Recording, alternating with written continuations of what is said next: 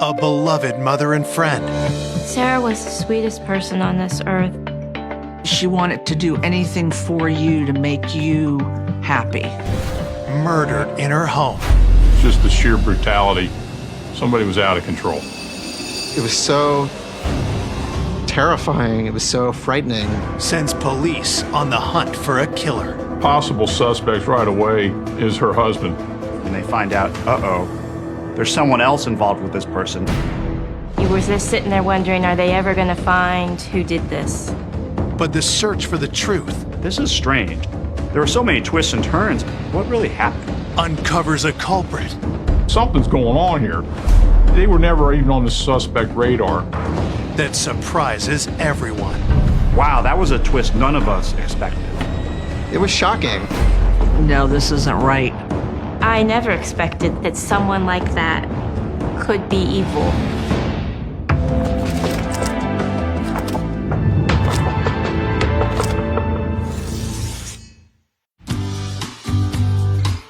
Howard County, Maryland, an affluent community nestled between Baltimore and Washington, D.C.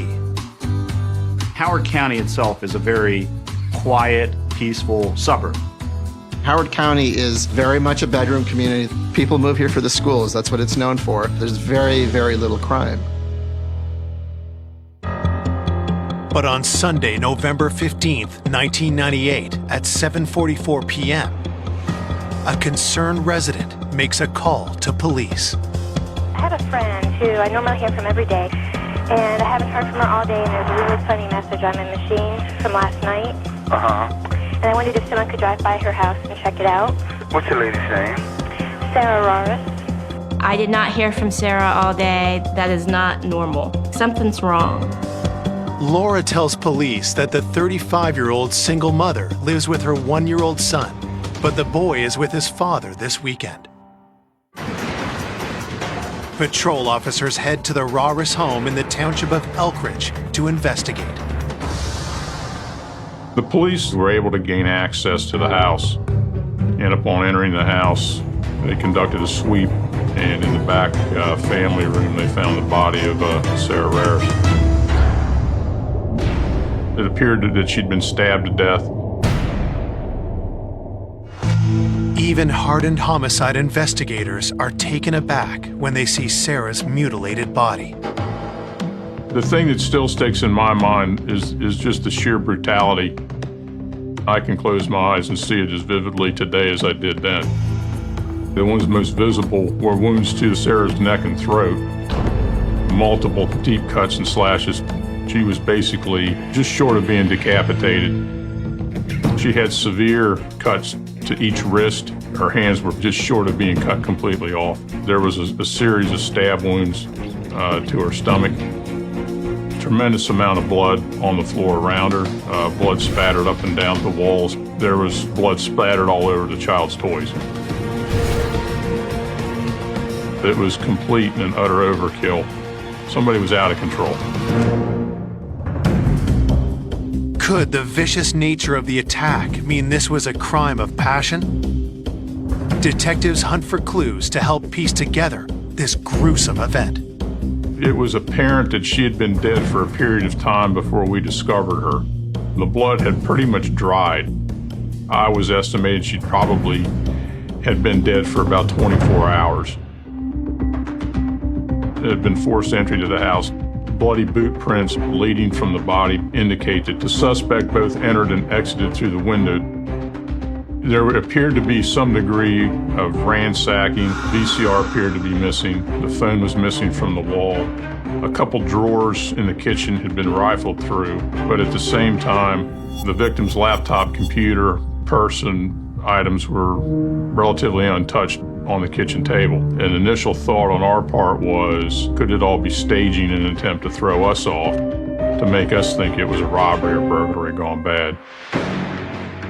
Looking for witnesses, police fan out to speak with Sarah's neighbors on her quiet suburban street. As brutal and as violent as this attack was, nobody heard anything, not a sound. Inside the house, the forensic team spends hours gathering evidence. On the wall above Sarah's body, crime scene technicians were able to recover a couple bloody fingerprints. It indicated that the person was wearing gloves. Investigators must now solve the mystery of why Sarah Raris would fall prey to such a brutal attack. Detectives start by speaking with Sarah's friend, Laura Billiter, who first called police. They have to reveal the heartbreaking news that her friend is dead. I didn't want it to be true. I was in denial, and you just can't process information for a while. You're frozen. I kept trying to deny that it was Sarah. No one deserves to die like that. Sarah Williamson was born on a Florida military base in 1963, the daughter of an Air Force sergeant. Growing up, she was gregarious with a knack for mathematics. Sarah was not your typical introverted mathematician. She was very sociable. To describe Sarah, she gave love freely. She wanted to do anything for you to make you happy. After graduating college, Sarah moved to Maryland, where she took a job as a statistician at the National Security Agency. Sarah and I met at work, and she was the best friend you could ever have. Sarah was the sweetest person on this earth. She had friends everywhere at work. She had built up a reputation for herself. She was well respected. And she always was going to school or improving herself in some way. In 1991, while earning a master's degree, Sarah met Lorenzo Raris, and they began a relationship. The two married in 1994. Sarah wanted the husband, the children, the house in the country, the white picket fence. She wanted that golden dream. After 3 years of marriage, Sarah and Lorenzo had a son, Will. She was a great mom. She doted on Will. But the new baby put a strain on the marriage. Her family was down in Alabama, so she was missing that support system. Lorenzo did very little to help her. Over the next year, friends saw their relationship deteriorate. Things really took a downturn. The marriage was breaking down. Sarah, during all that, was a complete mess. In 1998, Sarah and Lorenzo separated. Eager for a fresh start, Sarah filed for divorce. She was just becoming a strong woman again, proud of the fact that she was able to live on her own and take care of her child on her own. It was wonderful to see. Now, 5 months later, Sarah's been found butchered in her own living room. The beloved mother's lifeless body left laying in a pool of blood. She had become such a strong, independent woman, and I was so proud of her. I was devastated. Laura gives detectives the phone message from her answering machine that prompted Laura to call police in the first place. I couldn't understand any of it because it was so garbled. The only thing I knew, somebody was in trouble. I did a redial, and I figured out it was from Sarah. In listening to the recording, you can hear sounds of a struggle, followed by a series of short, sharp screams. It was 30, 40 seconds, basically, of Sarah being murdered. I believe that she was probably in the process of maybe trying to call 911 when she inadvertently hit the preset speed dial for Laura. The timestamp on the message is 8:46 p.m. on Saturday night, only 36 hours earlier. The recording gave us a starting point that we know on this date and this time, Sarah Raris was attacked and murdered. I could hear her last moments. I was shocked, I was horrified. And then I got angry, and I'm like, you gotta go pick up Lorenzo, he's involved in this. Laura was aware Sarah was involved in a very bitter and heated custody dispute with her estranged husband. She had real fear that it was not going to end well. So I wanted to talk to the husband. This is not going to be a random act of violence. This is going to be murder.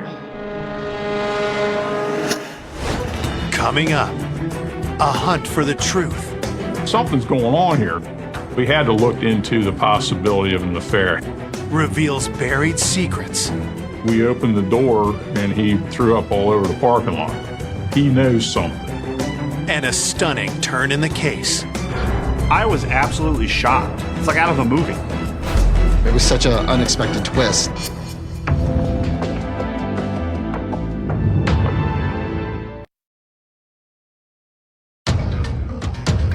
Hours after discovering the body of 35-year-old Sarah Raris, detectives investigating the murder have a lead. Sarah's friend Laura tells police she suspects Sarah's estranged husband, Lorenzo Raris, might have had something to do with her murder. We found out that Sarah was involved in an extremely contentious custody divorce situation. Internal police records had indicated that the police had responded there at least once before for disturbance between Sarah and her estranged husband. After Will was born, the marriage really started breaking down. Lorenzo was very jealous of his child because his child was taking away the attention that he had received from Sarah. Sarah told me that he was not happy with that. Sarah turned to Lorenzo's mother, Amelia, who lived nearby, for help. Sarah wanted Amelia involved. She was hoping that Amelia would be a calming influence on Lorenzo. And it would also allow, Sarah to spend a little bit more time with Lorenzo. Instead of getting better, things got worse. Sarah confided in me his mother was a little too involved doing all of the caregiving, and Lorenzo wanted nothing to do with the day-to-day tasks that it takes to raise a child. Sarah was very adamant that Lorenzo is his father. He needs to be very involved in taking care of their son. One morning, I got a phone call. Sarah was hysterical. She and Lorenzo got into an argument. He tried to hit her while she was holding Will, so she had to turn with the baby in her arms, and he had kicked her. She was just distraught. And I come pick her up, and we head straight to the courtroom. We put a restraining order in, and Lorenzo is not allowed back into the house. Lorenzo was extremely mad. Sarah was scared for her life. She was deathly afraid that she was going to be murdered. Lorenzo Raris is approached by the Howard County Police for questioning. When Lorenzo was first notified that his wife had been murdered, he covered his face with his hands. He fell to his knees. And in the initial officer's minds, he pretended to be crying and weeping into his hands, and that when he stood up, there was no evidence at all that he had been crying. One of the first things I noticed in dealing with Lorenzo was his lack of reaction, his lack of emotion, his lack of caring was significant. I thought he was smug, I thought he was arrogant. I just sensed he wasn't all that upset by what had happened to Sarah. Detectives start by asking the 33-year-old sales manager if he had any involvement in Sarah's murder. He denied it, that he'd had anything to do with it. At the same time, I just felt that there was something off. It was just an instinct on my part, but I couldn't put my finger on it. Lorenzo offers up his own theory as to who killed Sarah. He alluded to the fact that Sarah may have been involved or been having an affair with a previous co-worker, but he said that if anything had happened, it would have probably been a result of this affair. Lorenzo claims the last time he saw Sarah was on Friday morning when he picked up their son for the weekend. The alibi that he provided for the Saturday night and weekend in question was that he was at home at the family house with the baby. His brother and his parents, who also lived in the house, were there. Detectives collect evidence from Lorenzo to search against anything found at the crime scene. We had a search warrant for his person, which allowed us to collect samples of DNA, hair, photographs, and fingerprints. With nothing concrete to tie Lorenzo to the murder, detectives have to let him go.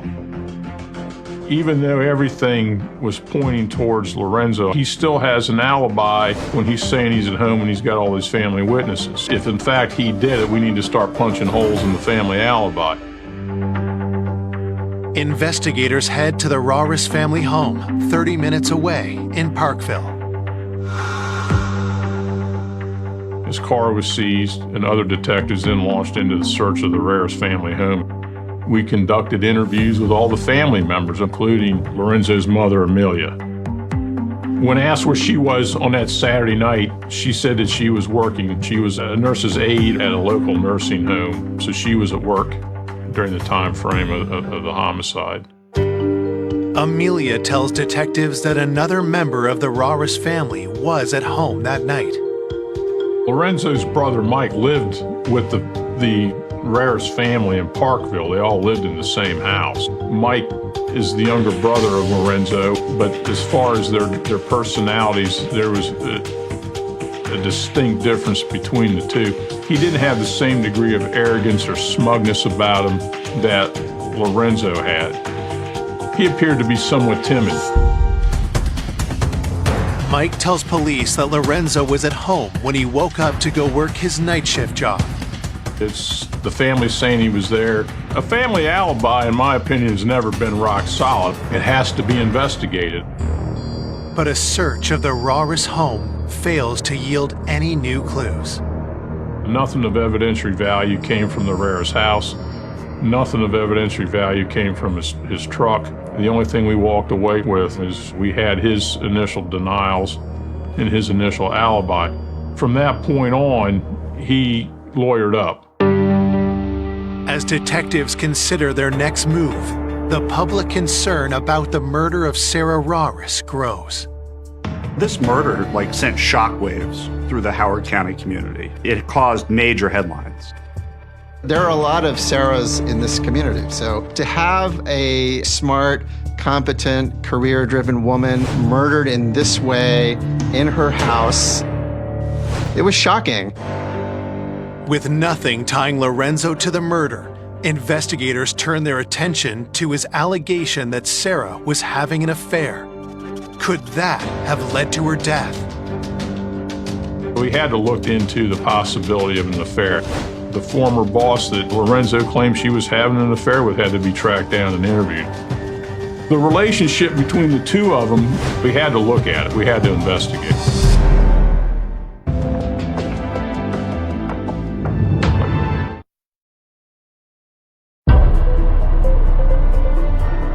Police investigating the savage murder of Sarah Raris are looking into her estranged husband's claim that Sarah had been having an affair with her former boss.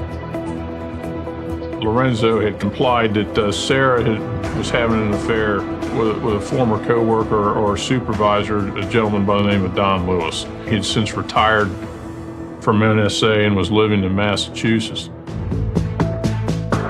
Detectives travel to Cape Cod to interview Don Lewis. The 51-year-old tells detectives that he is not surprised by Lorenzo's claim of an affair. Mr. Lewis told us that Lorenzo had emailed accusing him of having an affair with Sarah. He denied it. He said he was a father figure or mentor to Sarah. There was no romantic overtones, and that there was no reason for him to kill her, nor did he want anything bad to happen to her. Don tells detectives he had been shocked to hear news of Sarah's death, and he was at a friend's dinner party hundreds of miles away when it happened. Mr. Lewis had an alibi for the Saturday night. He was in Massachusetts the night of the murder, and they had a solid alibi. Detectives reach out to those close to Sarah to learn more about her relationship with her former boss. Don Lewis was a friend of hers. They did have a mentor-mentee relationship, but that was all there was to Don Lewis. It was more like a father-daughter type of relationship. There was never a romance. The investigation revealed that the affair aspect of it appeared to be pure fabrication on the part of Lorenzo. There was just nothing there. A week following her death, those closest to Sarah gather to honor her memory. The church memorial was packed. There was so much love in that room. Everybody showed up. All of her coworkers and friends from work showed up. The police showed up.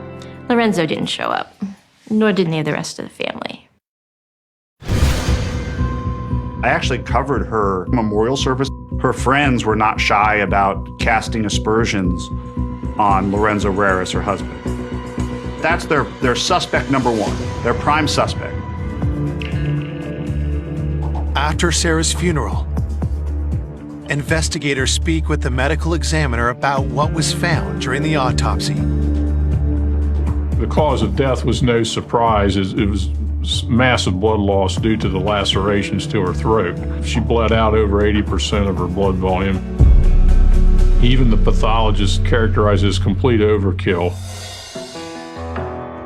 A forensics report reveals no useful fingerprints from the crime scene. But investigators still hold hope for tests on the bloody glove prints found on the wall behind the body. The blood was sent out for DNA analysis. That takes a little bit of time to obtain. While they await test results, detectives revisit their strongest lead, the phone message that captured the final moments of Sarah's life. Other detectives are listening to the tape, and they thought that at some point in the struggle, they heard Sarah utter the name Mike.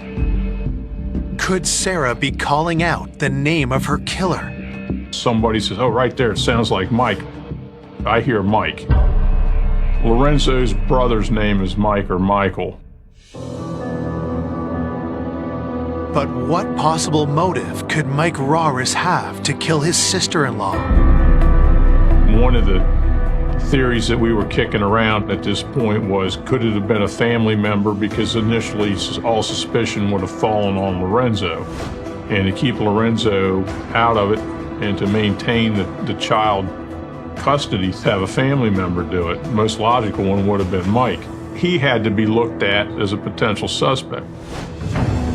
Detectives sit down with Lorenzo's little brother and play him the answering machine message.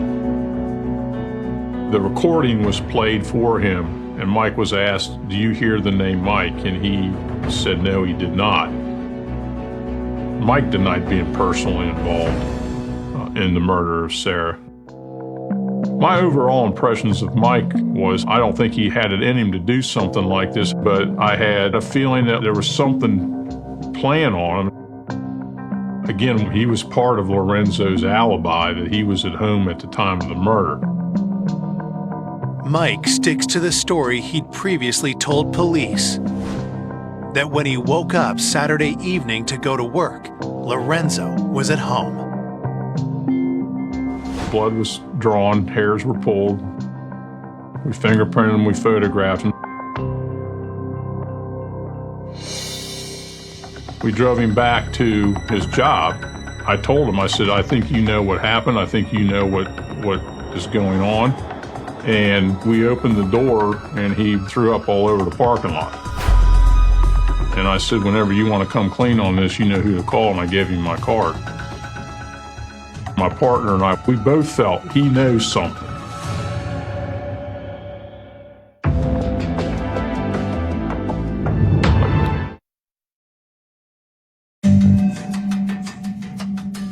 Detectives investigating the murder of Sarah Raris suspect that her brother-in-law, Mike Raris, might know more about her murder than he is letting on. My feeling was something's going on here. Maybe if he didn't do it, he definitely knows about it.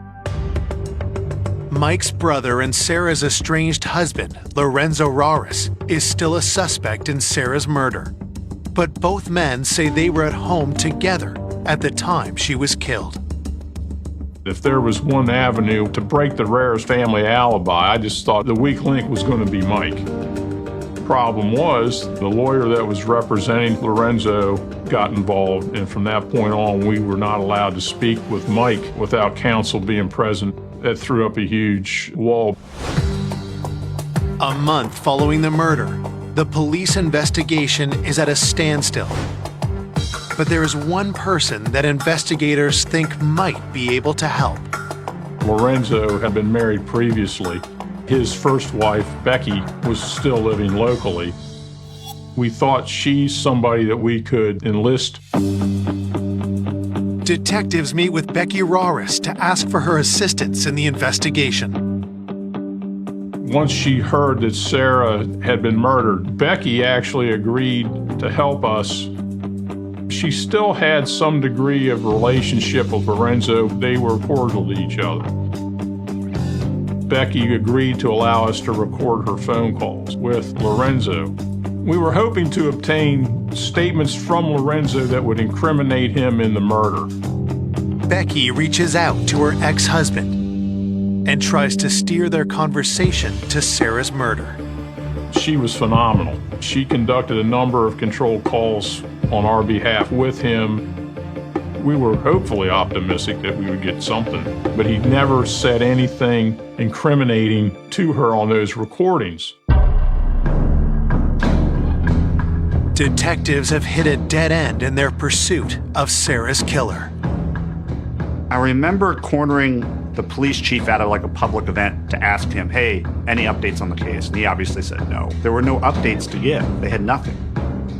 I prayed every day that this would be the day that something, would come forth. Investigators get new hope when DNA analysis of blood from the glove prints at the crime scene comes back. The blood came back as a mixture of Sarah's DNA and an unknown male. We were confident that we had the killer's DNA because it's mixed with Sarah's blood. If we found that person, then we could definitely put them at the scene with her actually bleeding. Could this finally be what detectives need to tie Lorenzo to his wife's murder? We submitted DNA samples from Lorenzo and his brother Mike for DNA comparison. Came back that neither one were a match. Obviously, that was a bit of a blow. I mean, it's very disappointing. Even though everything was pointing towards Lorenzo, it's not him. In the beginning, it was pretty clear the police thought that her husband played a role in this. She had a very messy divorce going on. There were custody disputes, but the police didn't arrest him. And so there was a real air of mystery about it because the police couldn't figure it out either. If Lorenzo was not responsible for the murder of Sarah, who could her killer be? And why was the beloved mother killed in such a violent manner? Investigators are back to square one. Something has got to give on this. You go back through it again. Did I miss something? You have to look at everything.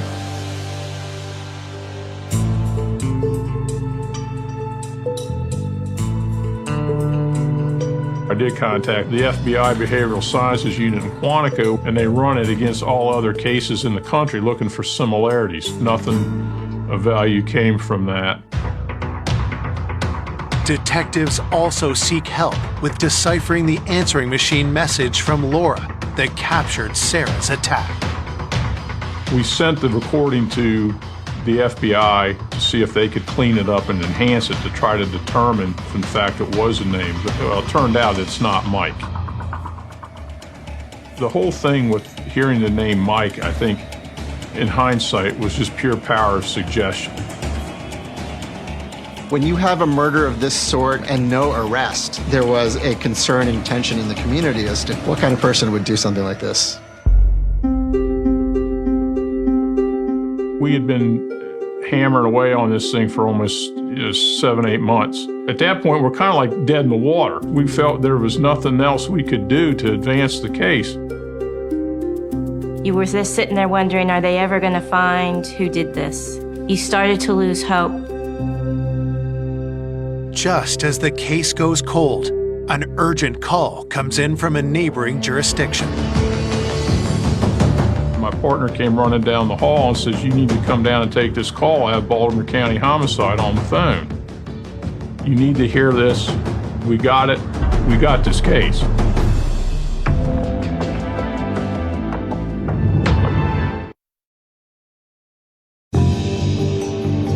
The 7-month hunt for the killer of Sarah Raris is at a standstill when detectives investigating the murder receive an unexpected phone call. Picked up the phone and it was Detective Phil Morrill from Baltimore County. He says, "Hey," he says, "I just got done running a wired conversation with an inmate in the Baltimore County Detention Center, talking about how he committed this murder of a woman.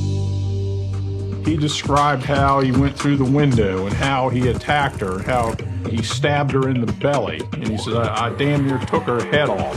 And he says, "Do you guys have anything like it?" And I said, "Oh yeah, we do. The murder of Sarah Raris." And he said, "Well, you need to hear this tape." Howard County investigators get a copy of the jailhouse recording of Ardell Tickles, who had been locked up for an armed robbery 3 months ago. We sat down and we started listening to the tape of Ardell Tickles. Tickles is describing this homicide that he had committed. Yeah, the one that I killed, walked up through the window. He's like, "No, don't kill me, please don't." And I started driving her in the belly, and blood was just gushing out on her wrist. There was no blood. I took the knife, and I just took her head off. Tickles is describing things that only the police and the suspect would know, all the injuries that had been inflicted upon Sarah. None of that had been released. None of that had been made public. I knew now we had it. I mean, I'm confident Ardell Tickles committed this murder. Tickles keeps talking and has an even bigger revelation. He's talking about how he came to be employed to do this. I got paid, you know what I'm saying, to let me while I was working out. He told me to go ahead and just play with him. He just gave me the head to do it, and I went to go do it. It's now a straight-up murder for hire. We had the actual physical killer of Sarah Raris. We needed the person who hired him and paid him to conduct the murder, a co-worker. We had some homework to do. Who was this mysterious coworker? What was her relation to Sarah? And why would she want Sarah killed? Investigators start with Ardell Tickles. He's 19 years old. He's a kid at this point. He was incarcerated awaiting trial. He robbed the McDonald's and he shot the manager during the course of the robbery. When we started digging into him, we couldn't find any kind of criminal record with him prior to this. Detectives check Tickles' employment history, looking for any intersection with Sarah's life or those that knew her. We went back like a year. He was employed in the laundry room at a local nursing home in Baltimore. He did the laundry for this facility. The entire investigation turns when detectives realize who also worked at the same nursing home. Lorenzo's mother, Amelia, they were co-workers. That was kind of mind-blowing, you know. She was never even on the suspect radar. Him and Amelia working at the same nursing home, it was the one piece to the puzzle that you needed to put in, and the rest of them just kind of fell into place after that. Could it really be true that this 63-year-old grandmother hired someone to kill her daughter-in-law? And if it is true, who else knew about it?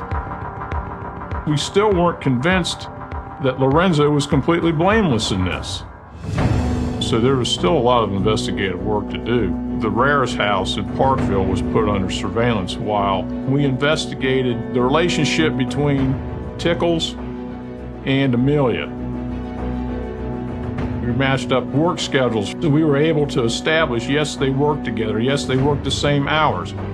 We were able to locate a few co-workers who remember seeing Amelia talking to this guy.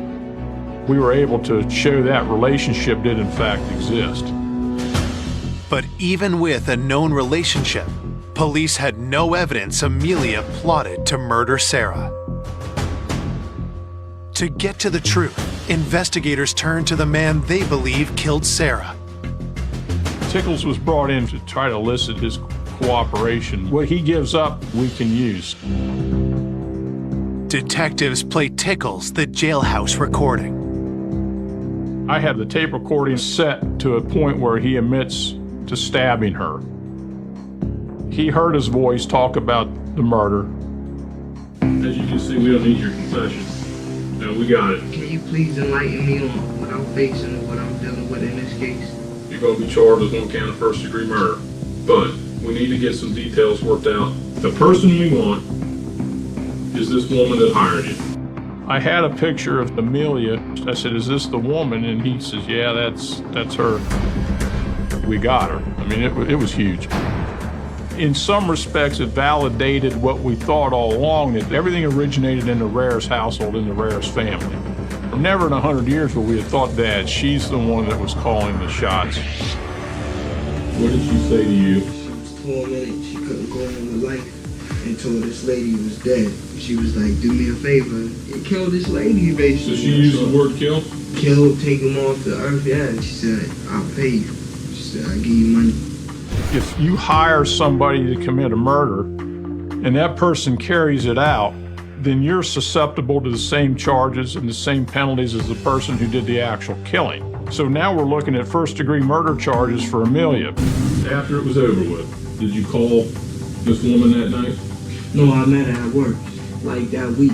Okay, is that when she paid you? Yeah, she had a bundle of like $3,000.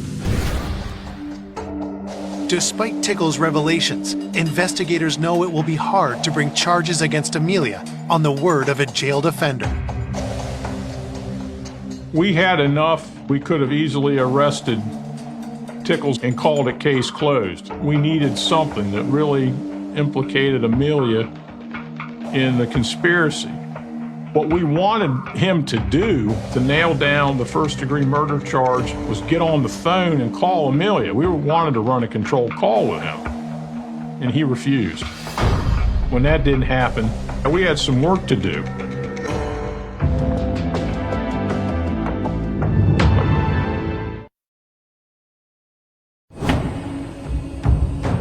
Investigators now suspect Sarah Raris was murdered in a hit organized by her mother-in-law, Amelia Raris.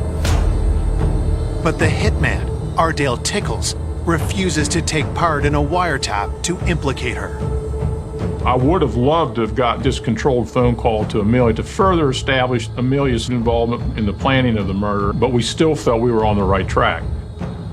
A big item of evidence in this case obviously would be follow the money. We pulled Amelia's financial records and found out, sure enough, Amelia wrote a check out in the amount that Tickles says he got paid, and she wrote it out to cash. That was key. That's the money trail. Amelia Raris is arrested and interviewed by detectives. She acknowledged her relationship with Tickles, and she also acknowledged that she hired him, but she alleged that she did not hire him to kill her.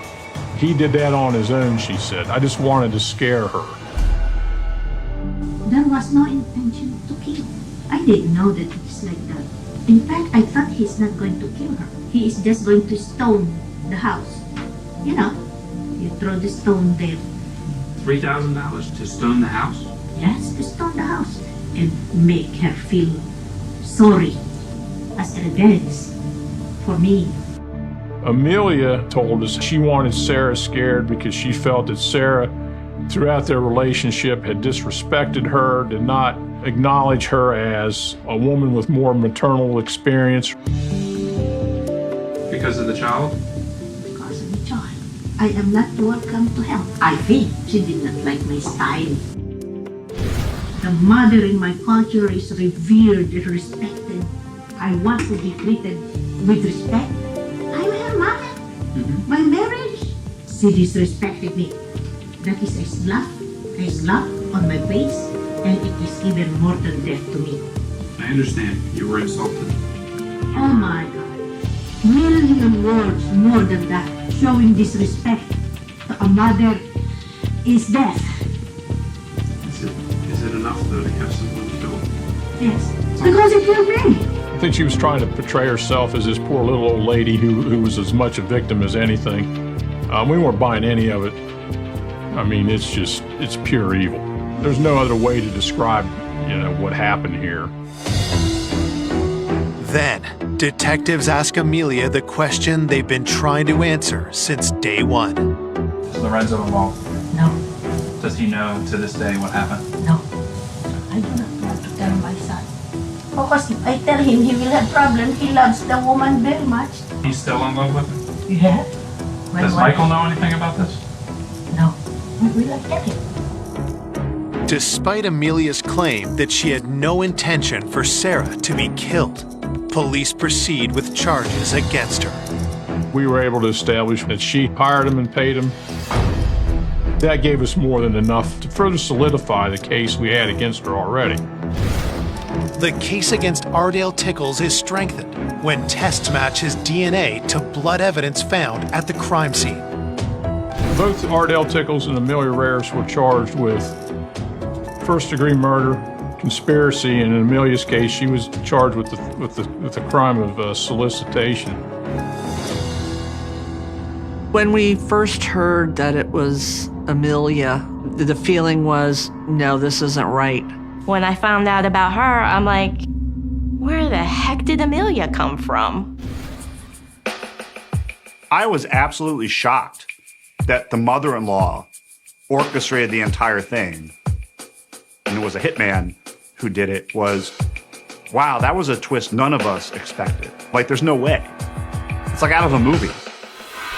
In January of 2000, both Ardale Tickles and Amelia Raris faced trial for the murder of Sarah Raris. There was no trial for Ardale Tickles. He was going to go to trial, and Ardale Tickles unexpectedly decides to plead guilty. He's completely remorseful. He says, I shouldn't have done it. And then he got life in prison from the judge. Amelia Raris enters a plea of not guilty. She maintained her innocence that she had just paid this guy $3,000 to go throw stones at the house. I testified at the trial. I was there to let the jury know who Sarah was. I was afraid they would see this sweet, meek little old lady and not believe that someone like that could be evil and could organize this murder. Ardale Tickles refuses to testify, but prosecutors present the recording of his police interview describing the plot and the crime, as well as the telephone message that captured Sarah's last moments of life. It was so terrifying. It was so frightening. It was so unspeakably brutal. It was chilling. After a 7-day trial, Amelia Raris is found guilty of all charges. She is sentenced to life in prison without the possibility of parole. I was relieved when the guilty verdict was read, and I am glad that they saw through that demeanor that she put on. For those closest to Sarah, there will always be a void left behind. She gave joy, she received joy. I really do miss her. I need to hear her laugh. We lost a really good person that day. We lost a light. And I just hope that, she's happy in God's arms and that she's looking out for Will. I miss her so much.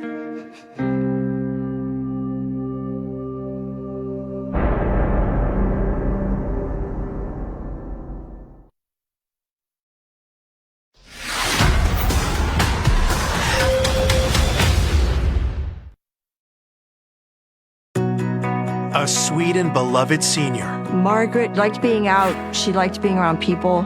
She was very friendly, very outgoing. Is viciously murdered in her own home. Oh my Lord, it's her. And I pretty much lost it. I actually thought I was going to get sick. To be snuffed out in such a way is just horrific. Police uncover a trail of suspects. How would he know that information unless he was in the crime scene? Having people know how she was found and even what she was wearing is very suspicious. It just wasn't adding up. He was not being honest and something else was going on. Before a disturbing discovery. He was just photographing her in her own home. Points to a deranged killer nobody saw coming. I don't think anyone in law enforcement could have had any inkling of the outcome of this case. This is sick. This is not a normal murder. This wasn't a horror movie. This was actually happening.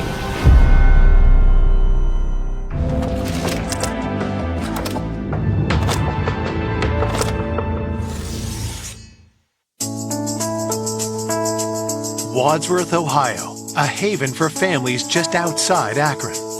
Wadsworth, a very quiet town. It's very community-oriented. It's a great family community. It's very common for people not even to lock their doors because there's never a lot of crime that occurs right around in there. On a Monday morning, April 9th, 2018, the peace is interrupted when police receive a call from a worried citizen. Watcher Police.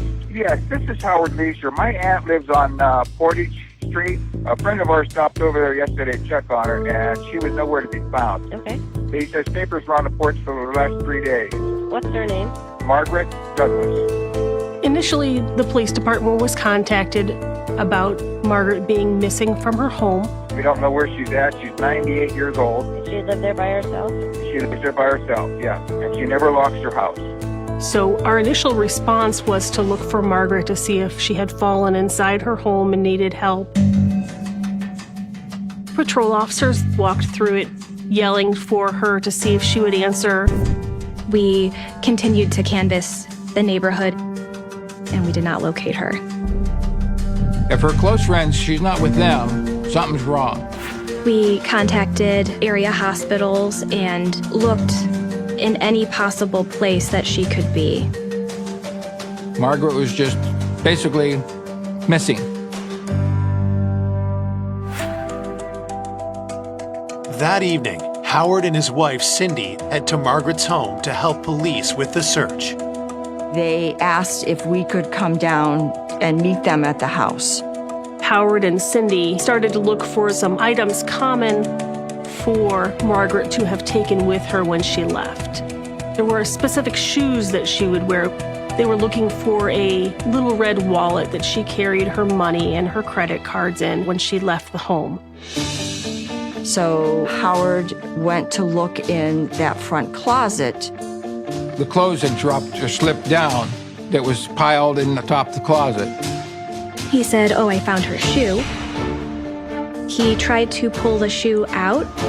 And I touched it, and it felt cold and clammy.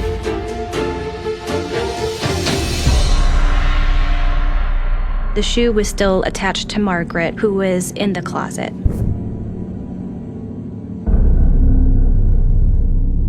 And I thought, oh my Lord, it's her. And I pretty much lost it. Something I'll never forget, I'm sorry. But to find her like that. It was a terrible shock, especially for her nephew Howard, and I just remember the look on his face. I actually thought I was going to get sick. I think we were just so appalled and shocked that someone would kill her. What motive could there be to kill a 98-year-old woman? What could she have done to anybody that would have resulted in that? Margaret's home is declared a crime scene, and homicide detectives arrive. Margaret was positioned with her head down in the corner and her backside kind of up in the air. Her underpants were torn inside the closet there. Her nightgown was all unsnapped, and her bra was pulled up. I immediately thought that there was a sexual element to the crime. There was a lot of trauma to Margaret's neck region. Somebody was able to strangle her, and my assumption was manually due to the lack of any ligature marks. Looking at the condition of Margaret's body, rigor had came and gone. You could look at the different lividity and the pulling of the blood inside the body to see it appeared she had been there for a few days. As the forensics team gathers DNA and fingerprints, detectives search the house for further evidence. Her wallet was not located, so that gave us an indication that maybe this was a burglary and they had made off with just the wallet. Margaret didn't always lock her doors, so we weren't surprised when we didn't find forced entry into her home. Investigators find their first clue outside the home. I observed a plastic food service glove on the back side of the house, and collected the glove just in case that it was involved. There was not a lot of physical evidence at the crime scene. Besides the glove, the missing wallet was something, but nothing that would direct us in a certain way. Who would attack and kill a 98-year-old woman in her own home? As they set out for answers, detectives turned to Howard and Cindy to learn more about Margaret. The best thing to do is to get to know your victim as best you can. Born in Akron, Ohio in 1919, Margaret was known as a woman of strong character with a fiercely independent streak. She knew what she wanted, and she wasn't afraid to go after what she wanted to get. Margaret often told us about her days working at the O'Neills in downtown Akron. She liked being out, she liked being around people.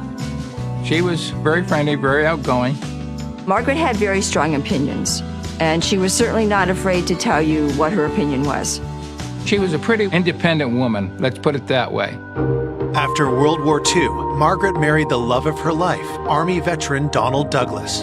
If I saw Margaret, I saw Donald, her husband. They were made for each other. They just complemented each other. The couple moved into the house that Margaret would live in for the rest of her life. I think Margaret might have lived in that neighborhood close to 70 years. It was Margaret and Donald's choice not to have any children, and they seemed extremely happy together. They liked to travel together. They went to ball games. They enjoyed going to the Indians game.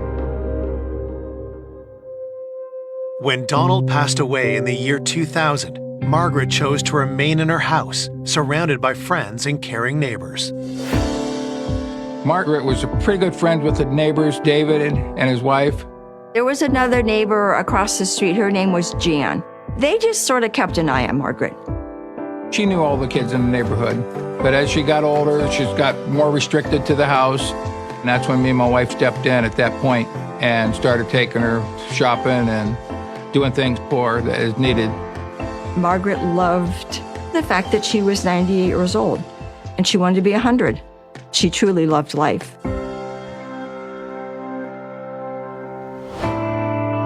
For someone to have lived such a wonderful, vibrant life, only to be snuffed out in such a way is just horrific. I have a grandmother that's similar in age. It's just very hit close to home. The investigators were under a tremendous amount of pressure. Every one of them took it very personally, and I think every one of them wanted to find justice very quickly for the family. At the onset, we had no clue. There was no direction. Maybe it's financial. Maybe it was a relationship issue. Maybe it was an argument that went too far and something happened that they didn't expect. But at that stage in the investigation, you just don't know.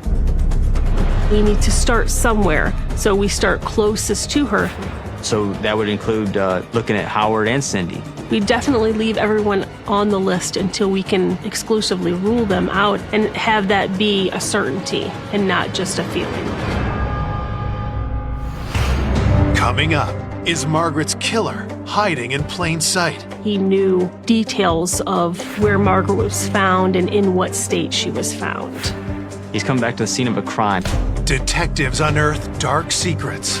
We found a journal about a desire to kill people. He was videotaping her while she slept, stalking his victim like an animal stalks its prey. Leading to a killer no one saw coming. This is somebody that's ultimately going to be a serial killer if he's not caught.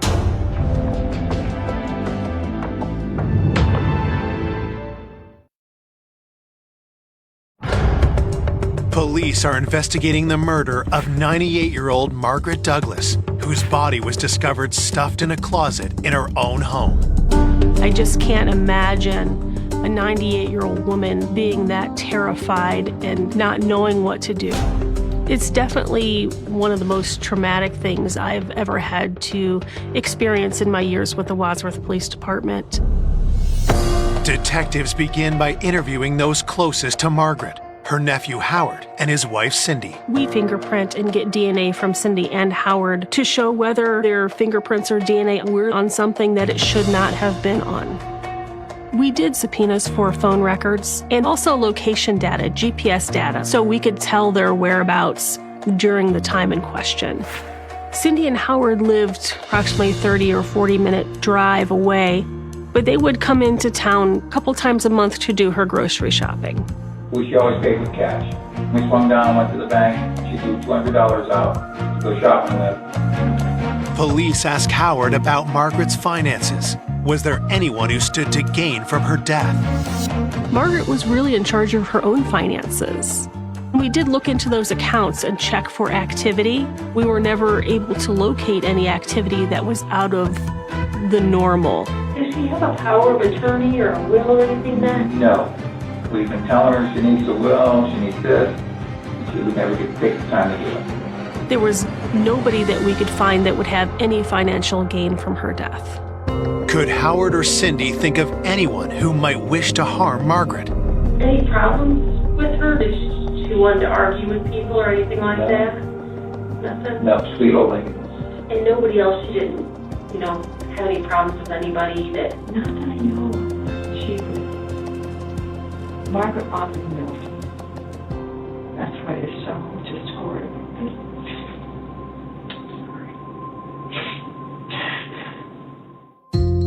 Detectives ask about others in close contact with Margaret.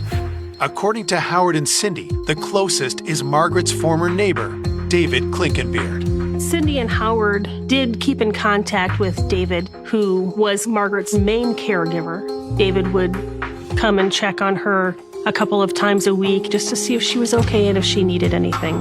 David has the most contact with her. Yeah, he'd go every week, take her trash out, and then he'd take the can back in the next day. So.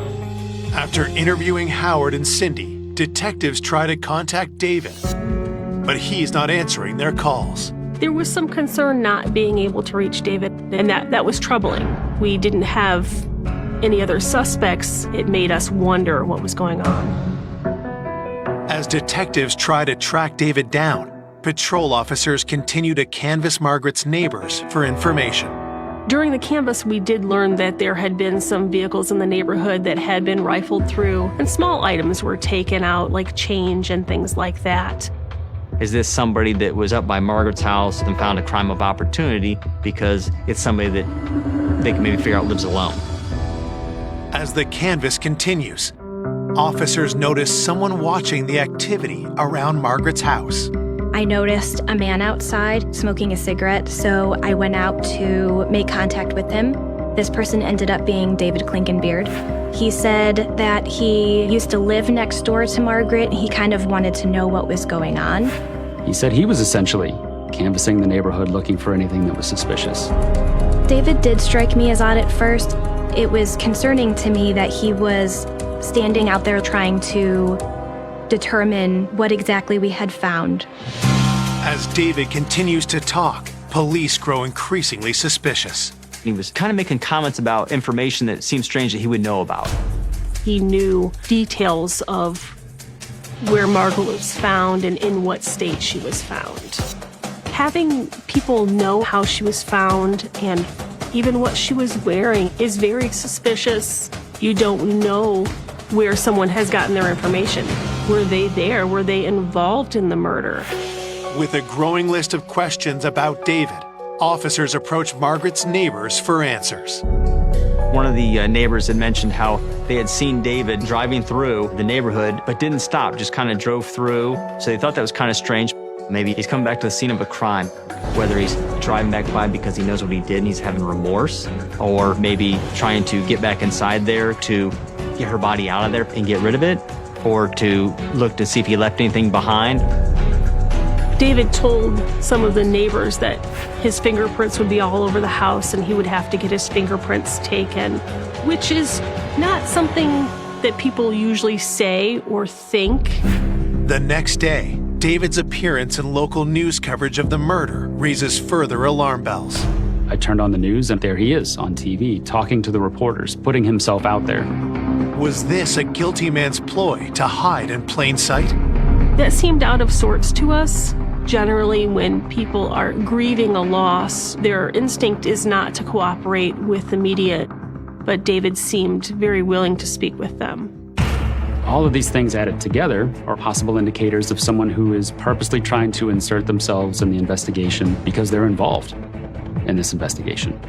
Could David have possibly been involved in Margaret's murder? At that point, we had some questions about his actions and his knowledge of how Margaret was found. He definitely became a main point of interest.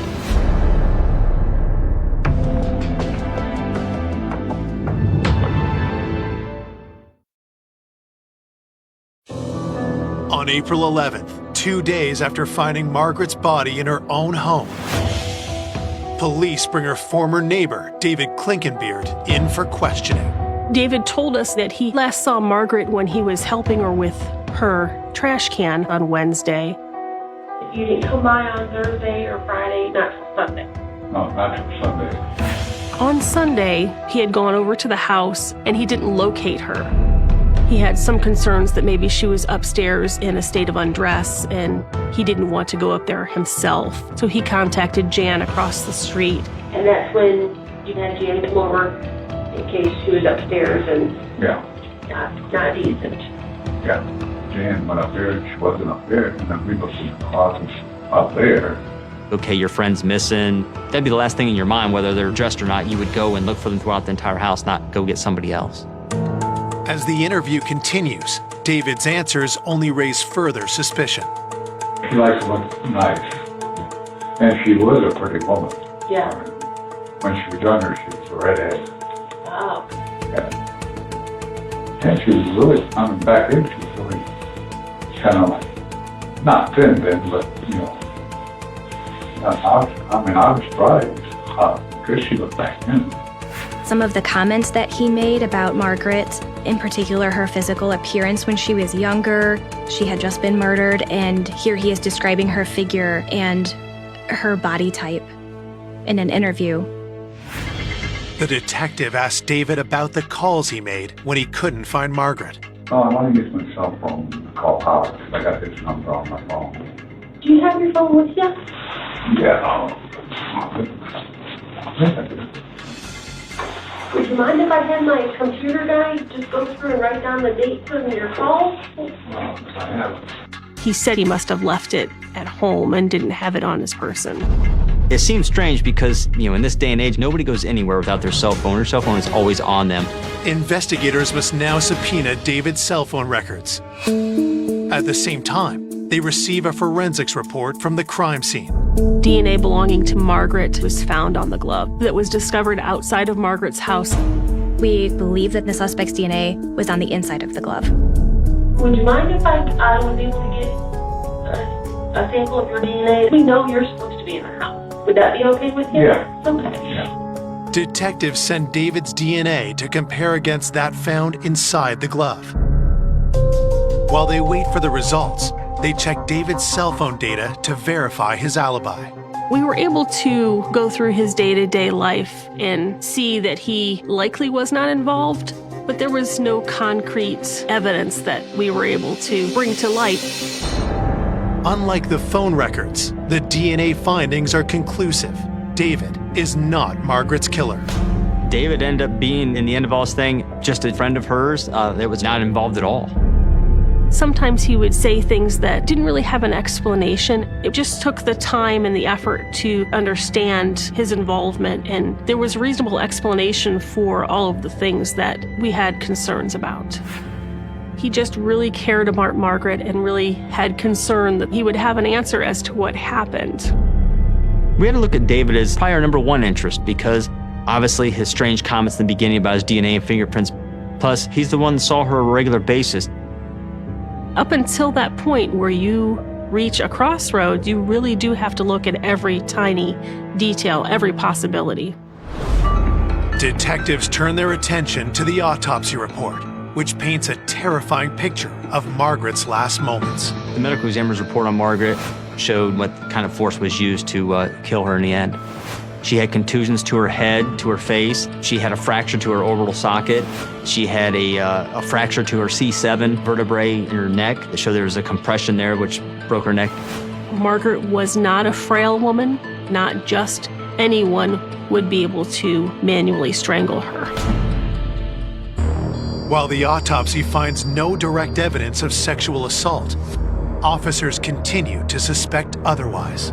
Why would her underwear be ripped off of her? They weren't like pulled off, they were torn. There were other bodily fluids that were mixed in with the swabs from Margaret's body. The fact that someone took Margaret in such a horrific manner was a very difficult thing to handle.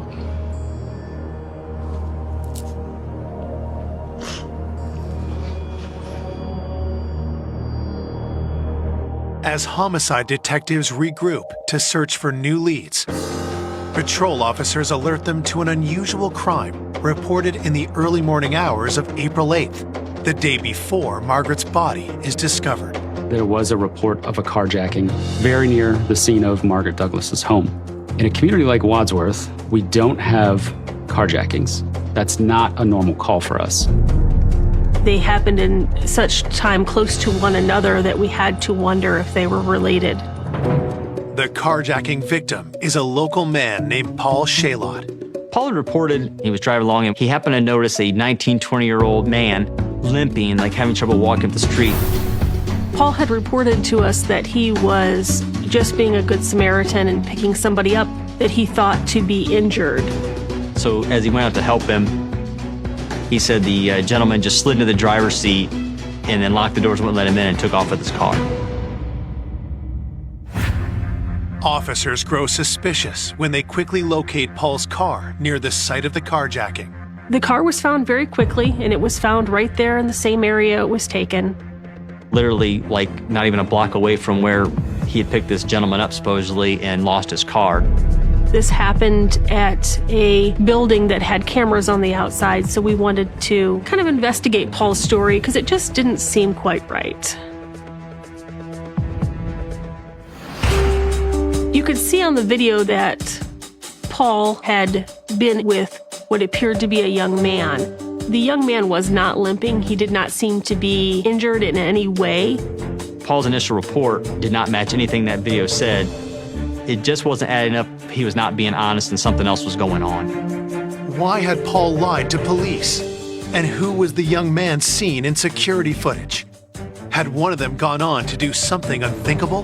We had the carjacking and then we had Margaret's disappearance. It just started making me think a little bit, could this be the guy that could be involved?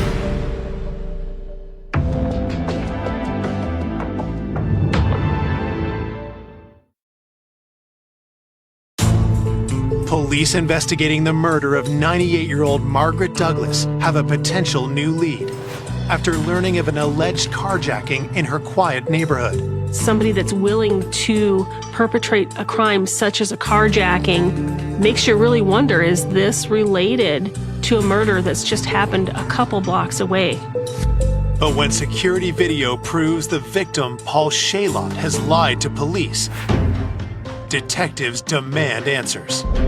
When I interviewed Paul to get the whole story, he was very nervous, and then he finally started telling us the truth about how he came to be in that area and what really happened.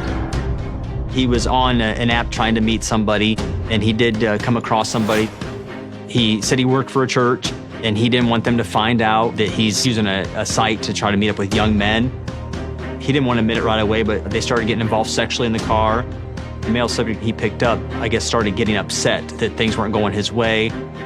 The young man that he met up with just kind of snapped and took the car, not what Paul had expected when he met this person online. With Paul finally being honest, detectives change course and ask if he knows anything about the murder of Margaret Douglas. He was aware of what had happened and that she was a victim of a homicide. But Paul did not know Margaret at all. He had no ties to her and real no ties even in that neighborhood. He was just there basically to meet up with somebody that night. Then I started thinking, well, now we need to know who was driving that car, who carjacked him. Paul was asked for the account information for the app that he used to meet this person on. He said he couldn't remember the email he used or the password he used to get in there. Paul was embarrassed about what he had let happen and the fact that he was involved with a young man. He had deleted everything from his phone that was relative to that. We weren't able to recover any of that information. So we had no way of proving or figuring out who it was that he may have met up with that night. After hitting another dead lead, frustrated investigators know that public fear is only growing. There was definitely some fear. There were people that would normally stroll down the street, walk their dogs, let their kids play outside unsupervised, and things like that weren't happening after Margaret's discovery. And the emotions for everybody were really high and heightened. They're all locking their doors now, and they're really watching for everything. So it was definitely a shock to all of them. With the community on edge, Margaret's family continues to struggle with their loss. The hardest part going through all this is the time-consuming and the worrying and the waiting for the outcome, and you're not sure what's going to happen. That was hard. You know, none of us are patient, and we all want to know what happened here, why someone would do this. The reason you're doing what you're doing is for the victim. You want somebody to be held responsible for what they've done. Believing that the carjacker may be a serial criminal, police take a closer look at the petty crimes reported around Margaret's neighborhood. The crimes all took place in just a few block area. Is there somebody in this neighborhood that's committing a whole bunch of crimes for some reason, because we weren't seeing those crimes spreading out throughout the city like we typically would? You have to wonder if the person who's committing these petty crimes has escalated to commit something more horrific. On the night of April 13th, 4 days after the discovery of Margaret's body, police received several calls about 2 young men. We had received a lot of different calls where people had seen 2 male subjects running around, creating mischief, doing things at the park, doing things at the church, and in cars. A couple of young males were taking some type of device that had wheels on the bottom and hanging out in one of the parking lots. That same night, police respond to a call that changes everything. It was reported to us that there had been a break-in to a trailer that was at a construction site. When officers investigate, they get a huge break. Someone had left their cell phone behind at the trailer. Does the phone belong to the person responsible for the neighborhood crime spree, including Margaret's murder? Investigators used forensic software to unlock the phone. The phone came back to a subject that we had been known in our area for different car break-ins and little thefts from cars that happened in our city, and especially over in that area. He was identified by one of our officers as Zach Thronson. Zach was known to us, and he did have a troubled past. He had been in some more serious trouble, and we were all familiar with him. At this point, we thought that we really needed to bring Zach in and talk to him about what he had been doing that night. Zach was found sleeping in his car at the high school in the parking lot. As officers bring Zach into the station for an interview, something immediately catches their attention. Zach had some scratches on his legs, which made me wonder where those came from.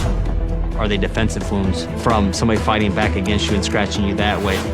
Could they be from something simple, explainable, or evidence into what we were looking into with regards to Margaret Douglas?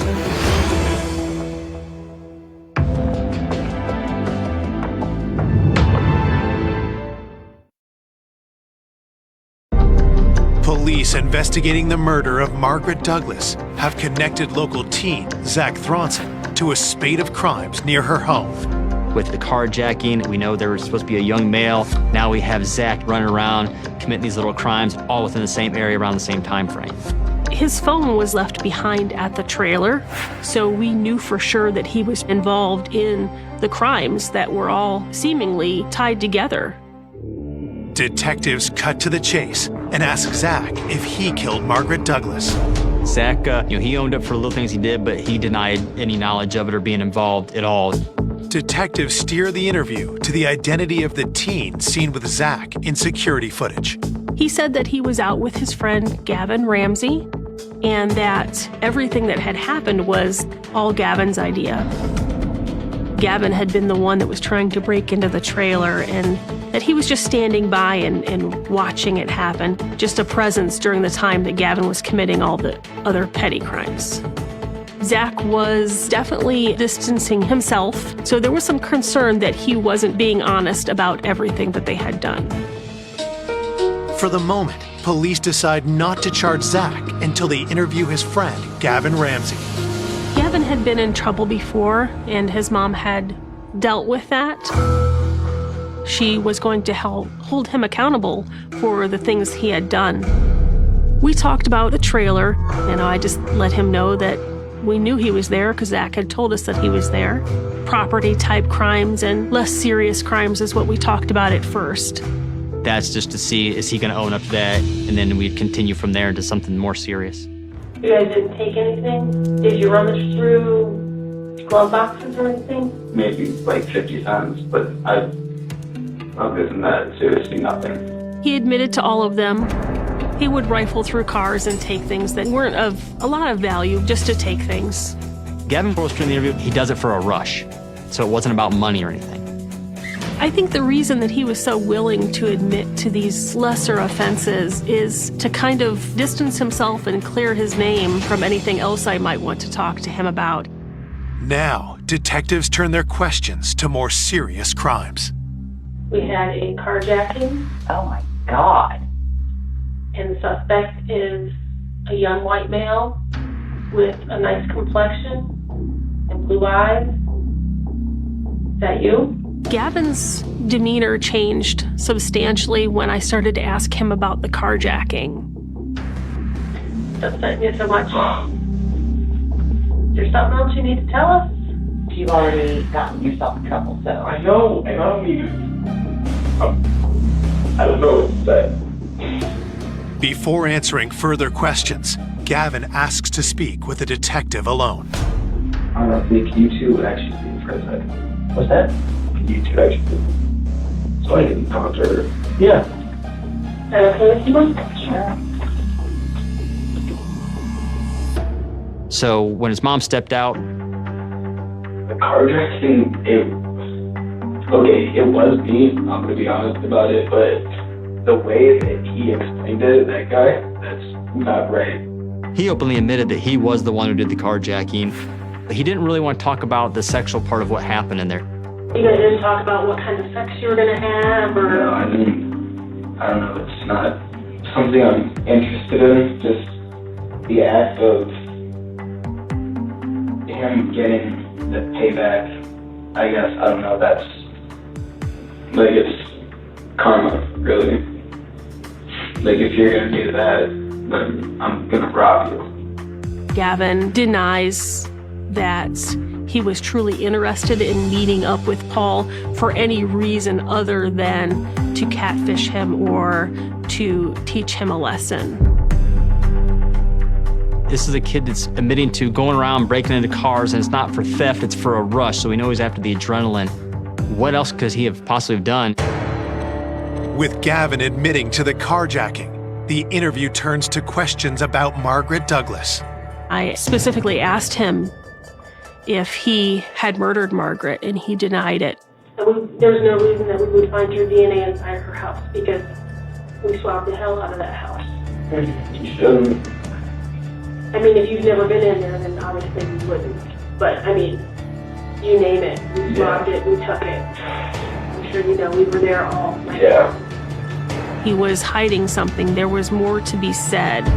I didn't feel that this avenue had been exhausted with him. This was something that we probably needed to revisit, maybe from another direction. For now, detectives allow Gavin to leave with his mother. At this point, we have nothing other than the petty crimes, which are handled through juvenile court, so we wouldn't actually take him into custody to hold him. But they have one request for Gavin's mother. I let her know that we had concerns and that I would like to look at his phone. I was expecting to find information about how maybe Gavin was victimized. Instead, what officers find on Gavin's phone changes everything. Officer Cooper discovered Google-type searches, murder in Wadsworth, Margaret Douglas investigation, Wadsworth PD reports on homicide investigation. Then, detectives find something they never would have imagined. There were actually photos and videos of Margaret Douglas.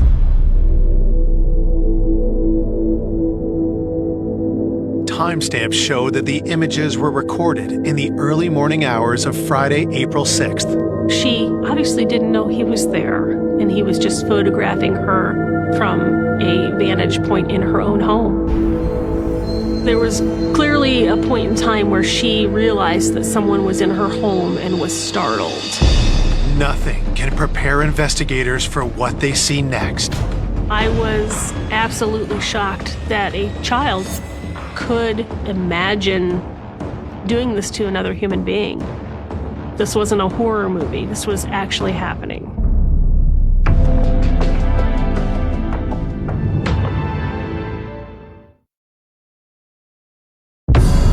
Detectives investigating the murder of 98-year-old Margaret Douglas have found disturbing evidence on a phone belonging to 17-year-old Gavin Ramsey. The first thought in my mind was, he knows we're going to discover this. And I could just imagine him fleeing. Police moved quickly to take Gavin into custody. Once we picked him up, I briefly told his mom that we had discovered evidence on his phone and that we were going to take him back to the police department.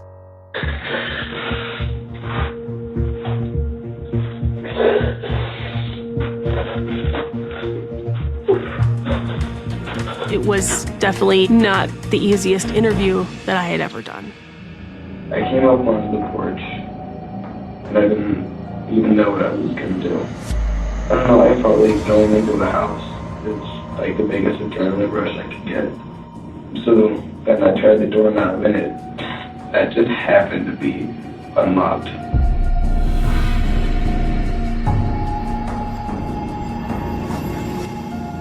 He was videotaping her while she slept, stalking his victim like an animal stalks its prey.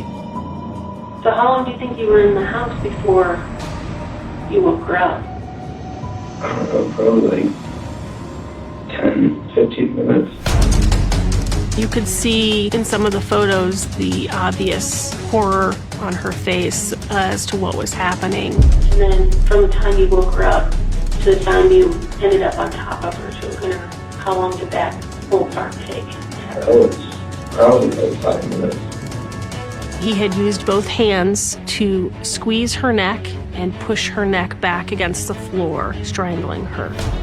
He said that once he realized the gravity of what he was doing, it was too late, that she was already gone. For officers, the most disturbing questions involve what Gavin did after killing Margaret. When I saw him, it was just like, this is sick. This is not a normal murder. The sexual nature of his actions was kind of a topic that he was not willing to talk about. He degraded her by using her for sexual things and videotaping and taking pictures. He'd actually been in there with her for a while. And then I checked my phone, and it said it was like 4 something, and I knew my mom had to get up at 5 for work. So he takes the body, finds the closet, because he has to get home. He throws in there to hide her because I don't want anybody to find her. I don't want anybody to know it's me. But was Margaret simply a random victim of Gavin's need for a rush? Or had he known her better than he'd initially let on? Gavin lived very close to Margaret Douglas, right around the corner from her house. Gavin had actually been to her house before, asking her about maybe cutting her grass, raking leaves, or even shoveling snow. He was out looking for little odd jobs around the neighborhood. The thought in the back of my mind was that Gavin had observed Margaret regularly and actually thought about the things that he would like to do and that she would make a good victim. Police arrest Gavin Ramsey for the murder of Margaret Douglas and get a search warrant for his bedroom. We found gloves matching the same style and type of glove that was found at the scene. In one of his drawers, I discovered Margaret's red wallet. Detectives then make an even more disturbing find.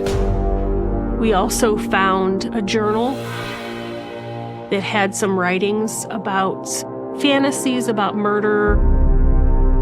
He had written almost like a book report on different serial killers. After reading those, there was no doubt in my mind that Gavin would kill again if he had the opportunity. This is something that he enjoys, that he finds pleasure in. This is somebody that's ultimately going to be a serial killer if he's not caught.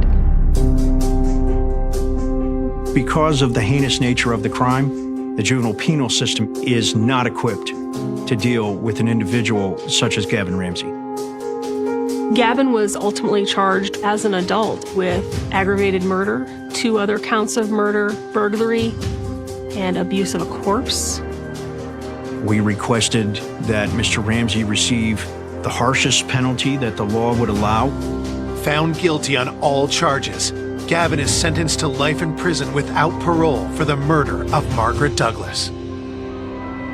When I watched Gavin Ramsey at the sentencing, I still felt in my mind that he doesn't understand the gravity of what he's done. There's still no remorse there. You would like to think that the world is full of people like you and I, and don't want to think that of such a young person able to act out something that you would only see in a horror movie. I was shocked to find out that it was a young person who was still in high school that would do something like this. To murder somebody who's 98 years old, to think you could shove a body in that closet. That part, I just can't even. It absolutely made me think of my own grandma. I just could not imagine her living such a wonderful life and having it end in such a horrific way. Despite the horror of Margaret's death, her family honors her memory by thinking of her remarkable life. Margaret gave you an inspiration that you can still be 98 years old and be very functional, live in your own home, take care of yourself. She, to me, was just an inspiration. She led a full life and could have been longer. Margaret would want to be remembered as the person who took care of herself, cared about those around her, and was willing to do what she needed to do. My aunt was Margaret Douglas, and she was a wonderful woman. She was a great woman.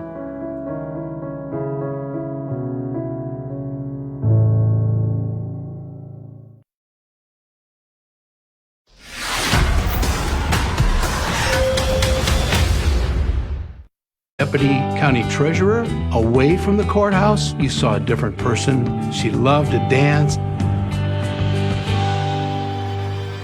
Her life snuffed out in a savage attack. There was quite a bit of blood. She had been beaten pretty severely. She had to have been terrified. She struggled at the end of her life. She had no enemies. Nobody had a clue who would do something like that. Police investigate several troubling theories. Is it a close friend that got into an argument with her? There had been some shouting matches. Maybe she interrupted a burglary or a theft.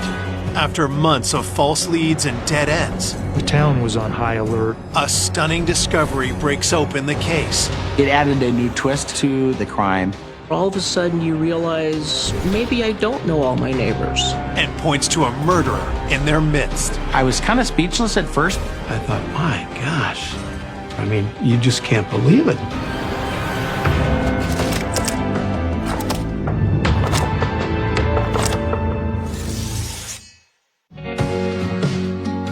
The tiny farming community of Colon, Nebraska is one of the smallest towns in America, with a population of just over 100 people. Colon, Nebraska is a very laid-back community, very close-knit families there. I think that if you went there, you'd drive through and you go, oh, this is small. Many people would leave their doors unlocked, their cars unlocked, keys left in the ignition, just a feel of safety, that there's no threat. But then on June 30th, 2003, police receive a distressing call. Around 6:42 in the evening, dispatch indicated to me that they had received a report of a possible suicide. A friend, they ended up finding her body across the street in her garage, along with a gun. He had called 911 and it was reported as a suicide. Once I arrived, the firemen on scene already were pointing me to a garage. I walked in and could see the body of a white female that was laying on the ground. There was quite a bit of blood and there was disfigurement to the head and face area, so we could not recognize the victim. A black handgun was found near her head. There is so much blood on the scene, investigators aren't able to determine the cause of death and need to wait for an autopsy to be sure. The small black handgun didn't actually contain bullets, and we didn't find any shell casings in the area. The car had a smear on the driver's side, and then I did find that there was a smear of what appeared to be blood on the walk-in door that went out the side of the garage. There was also what looked like blood spatter, where someone stepped in the pool of blood. There was a footprint impression that was taken that indicated that there was a second person there. This was a suspicious death. There were DNA swabs taken on her body and of her clothing that she was wearing at the time. We noticed that her purse was located underneath her vehicle. Was this just a botched burglary, or did the person have some other intention? From the personal items in her purse, police identify the victim as 66-year-old Sharon Erickson. Sharon was very well known. It was shocking to us as law enforcement to see somebody that was a fixture in the community being the victim in this case. Born and raised in Nebraska's farm country, Sharon Erickson was a lifelong government worker. Sharon worked across the hall from me. She was the deputy county treasurer. She was excellent, very honest. I would put her against anybody in the state of Nebraska for knowledge when it comes to the office of the treasurer. She would do anything for you. Gosh darn. When it came to the office or anything, she was always attendant and very, very helpful always. In 1998, after 37 years of devoted service, Sharon retired. Away from the courthouse, you saw a different person, more relaxed. She loved to dance, and if anyone wanted to dance, boom, she was on the dance floor. And boy, she was so good at dancing. I'm telling you what, boy, she could dance every dance until they'd shut the music off. As a single woman, Sharon lived alone, but saw the people of Colon as her family. People used to go to the bar and have coffee. Well, that one closed. Sharon came over and she says, I have a little front room in my house there. Would you come and remodel it and paint it for me? She had me fix that room up and gave the locals a key for coffee. Had a coffee pot in there. It was just somewhere where they could go. She didn't charge them. That's the type of person that you're talking about. Police are at a loss when they realize Sharon was attacked just 50 feet away from the gathering spot she gifted to the town. Who could have wanted to kill her and why? Detectives expand their search for evidence to Sharon's home. She lived in what used to be a grocery store and had converted to her house. The other odd thing about Sharon's residence is that her garage was located across her house. And so to get to her car, she would have to walk out the front of her house and across Main Street. What or who could have lured Sharon out of her home and to her death in the garage? That we did find some damage to the back door that appeared to be consistent with some forced entry. There was a cold chisel that was found next to the door that more than likely was used. We also did find that the phone line had been cut.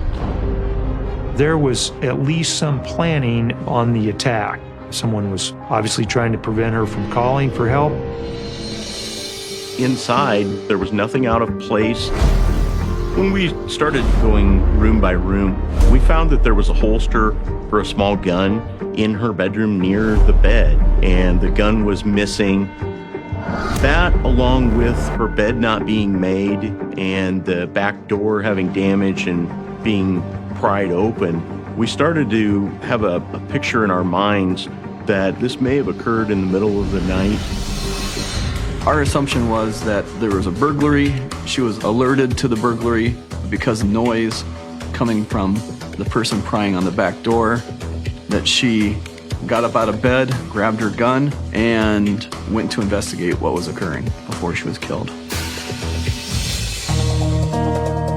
As investigators continue to process the scene, they are interrupted by volunteer firefighter and village postmaster Rick Hartman.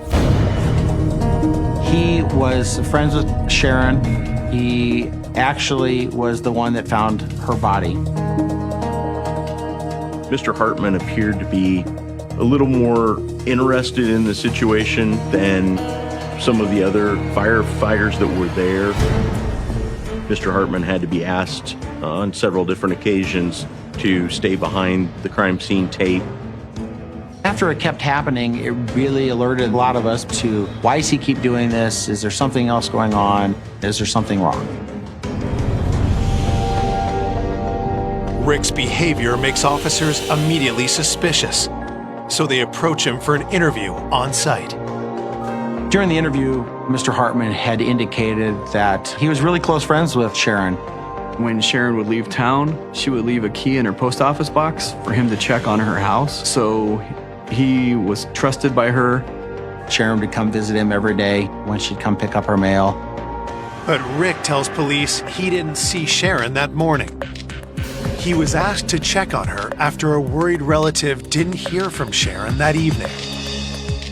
Rick Hartman, he had gone looking for Sharon. Sharon was nowhere to be found. Mr. Hartman opened the garage door and you could see Sharon laying beside her car. Without prompting, he indicated that it was a suicide, that she had a gun, knew how to use it. But we were very confident that there was foul play involved. When Rick is asked to make a formal statement, his demeanor abruptly changes. He said, if you're going to arrest me, otherwise I'm leaving. I was taken aback. Why would he say that? Why would he do that? We need to look a little harder at this person and find out what that was all about. Coming up, new evidence reveals a disturbing detail. She'd been sexually assaulted. I was definitely shocked. Small-town gossip sparks salacious rumors. There may have been more than just a friendship there. He was trying to hide additional evidence. And just when detectives think they have the killer in their sights, It had to be him. a startling truth is revealed. It sent shockwaves through the entire area. I went, what? You've got to be kidding me.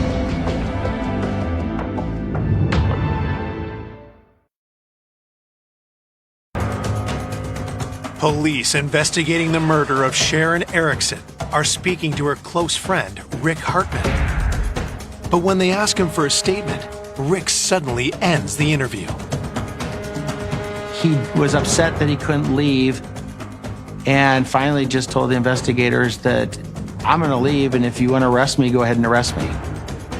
That was pretty out of character and uncharacteristic for somebody who had a friend that was just killed.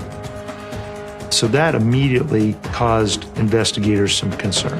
His statements and odd behavior really pointed us in a direction towards the postmaster. Mr. Hartman gave his alibi. He was at home with his family, and that was confirmed by his wife. Rick never had any criminal record or had done anything wrong, so there wasn't a great deal of focus on him any more than anybody else. Rick's on the back burner for now, but investigators will keep him in their sights. We didn't want to rule anybody out specifically, but we wanted to cast a wide net. While investigators consider their next move, news of the murder, the first one in 40 years, travels fast. The town of Colon was buzzing. Well, I got calls, bang, bang, bang. I can't remember who called first. I went, what? That's all I got. And I just was dumbfounded. I mean, I just couldn't believe it. When you hear of someone that you know and you knew for 25, 30 years, it's devastating. Everyone's just shaking their heads saying, how can this happen? How can this happen? Sharon's death was a big loss for our community. She had known so many people through her work, through her friends, and to not have her in the community anymore, that always creates a hole. Everybody spoke well of her. She was beloved by the people in the community. We didn't know where to start looking, so we tried to determine anything potentially that could have happened. Is it a close friend that got into an argument with her? Is it a neighbor that maybe didn't like her? The day after the murder, police canvassed Sharon's neighborhood. They questioned almost everybody that knew Sharon about, have you heard anything? Do you have any information that can help us? And I said, I have no idea. No idea. She had no enemies. Nobody had a clue who would do something like that. It has to be someone that we don't know. I mean, it has to be someone that came from town. While we don't have a lot of violent crime in the area, there was definitely one family that lived right behind Sharon that came to mind as somebody that could have been concerning. The investigators had made contact with Jim Mars. He was an individual that would get into trouble here and there. He wasn't real responsible. He associated with people that were involved in minor crimes such as burglaries, drug use. I asked what his relationship with Sharon was, and basically it was just an acquaintance. Mr. Mars would see her occasionally outside of her house when he was going to the post office or on Main Street. They would say hi. He said he got in trouble by her a couple times for mischief when he was younger, and she would yell at him. When we interviewed Jim Mars, he didn't know anything about Sharon's death, and he was so sorry that she died. Jim had been in Kansas doing a roofing job. After he got back from Kansas, he eventually went to Wahoo, drank some beer with a friend, attempted to go to another bar. At that time, it was after closing time, and he drove the back roads home to Colon. He estimated he got home about 1:30 in the morning. Stayed up, watched TV, drank a pop, and then eventually went to bed. His mom confirmed the time that he came home. Everything seemed to be okay with his story. Investigators don't know the exact time of Sharon's death, so the 24-year-old remains on the suspect list. Before police leave, Jim gives them a tip. Jim had indicated that there was a trucker that always had interactions and always seemed to be bickering with Miss Erickson. The truck driver may have parked a little bit on her property and she'd get upset about it. He might have his engine running on his truck and it would bother her. And she would bring it to his attention, and he would not necessarily comply with her request. It was no secret the two didn't get along. We were gaining information from friends that Sharon had had disputes with this man. Detectives must now determine if a run-in with the trucker turned fatal. A lot of the community members felt that the truck driver was doing things to antagonize her and to cause more problems between them. That was something that was public because there had been some shouting matches, some vocal exchanges about the fact that this truck was running all night. Some of the people in the community who knew that he wasn't overly fond with Sharon, they kind of rumored him to be a suspect. Maybe the frustration amongst the two had just finally boiled over. It just seemed suspicious. I know the investigators had attempted to reach out to the truck driver in question and were unable to contact him. Police do all they can, but can't track down the driver's whereabouts. Today's technology is there's cameras everywhere. You're using your cell phone. At the time of this homicide, that kind of technology wasn't prevalent. We didn't know if we were going to find that person. Is Sharon Erickson's murderer on the run? That's concerning, and that was on the minds of probably all the citizens in this area. And probably the scariest thing for law enforcement in the community is that person likely to offend again?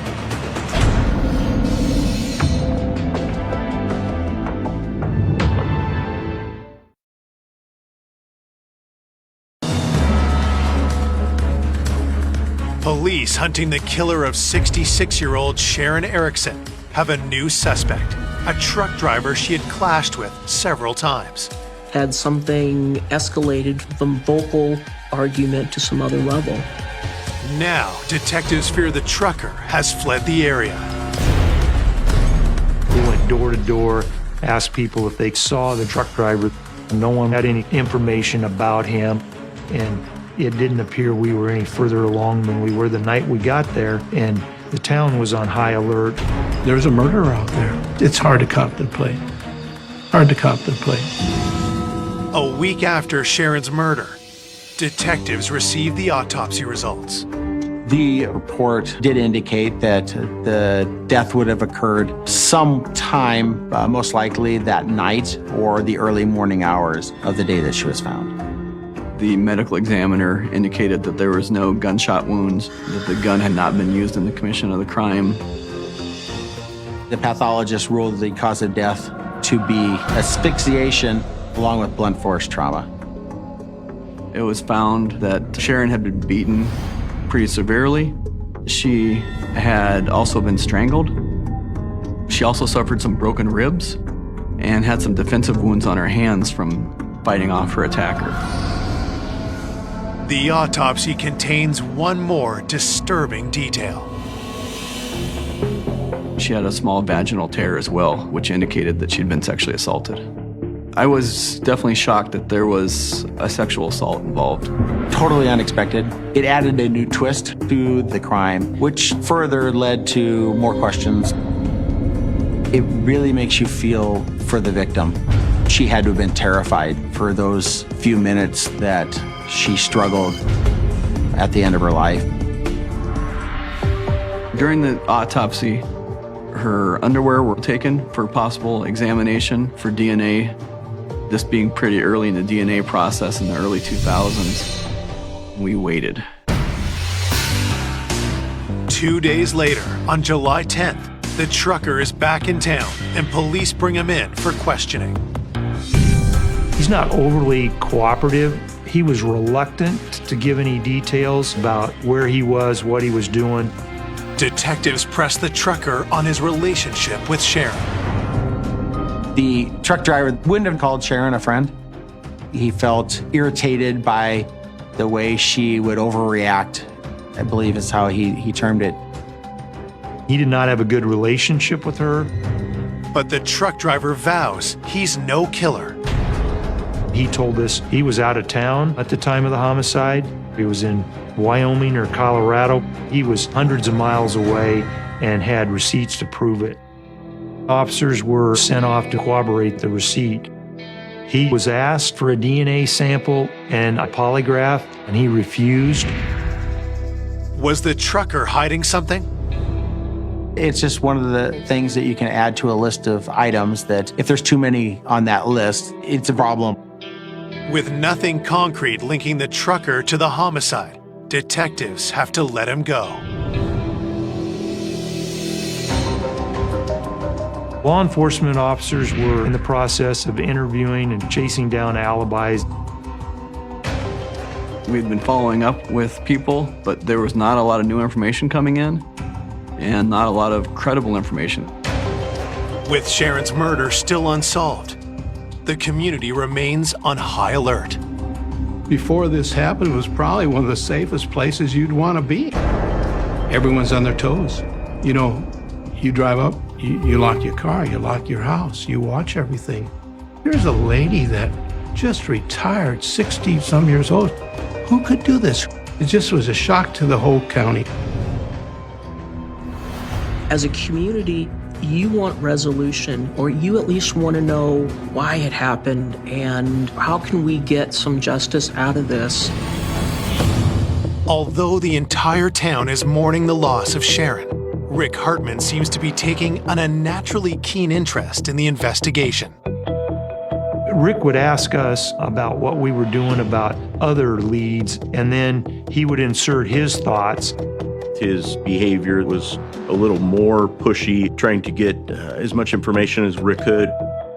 Is this just a concerned friend who wants to see how the investigation's going, or is there something more to than that? Despite his odd behavior, Rick still has a solid alibi, and the investigation stalls. We decided that we all needed to get back together and just have like a brainstorm session and say, what do we do? One of the things that we talked about is at the time of the homicide, early 2000s, meth had been a problem. People would steal anhydrous ammonia from tanks and then use that to create their own methamphetamine. Some of these people were heavy addicts, very dangerous, and involved in a lot of crimes. One of the things that was being discussed with the anhydrous tanks was they were not too far from Sharon's home. So could she have seen something? Could she have spotted something, said something to make someone believe that she knew who they were and what they were doing? Did Sharon confront them? Did they attack her to keep her quiet? We might be looking for somebody who's manufacturing and selling methamphetamine who may have been in Colon on that particular night.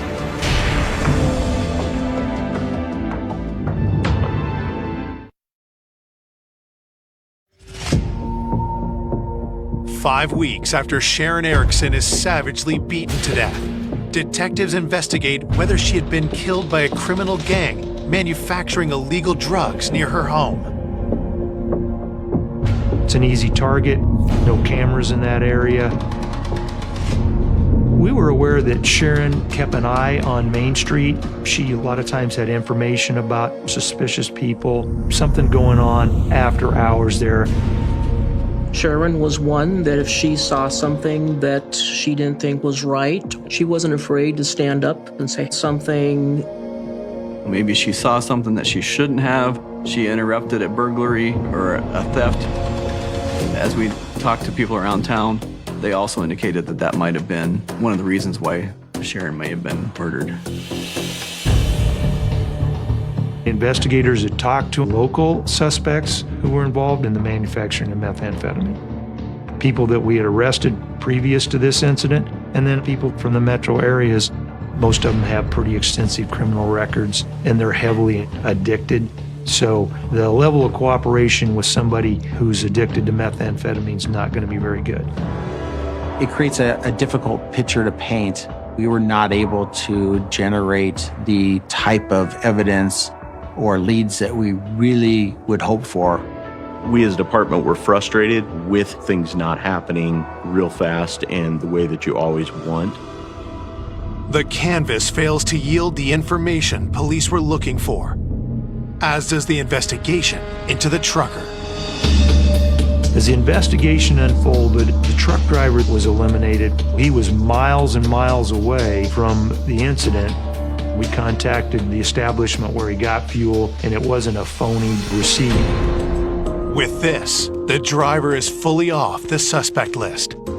After doing the first set of interviews and looking at potential suspects, the investigators really weren't able to focus on anybody that would be so mad or somebody that would want to sexually assault Sharon or to kill her. So it kind of left a lot of question marks. Where do you go? What do you look for?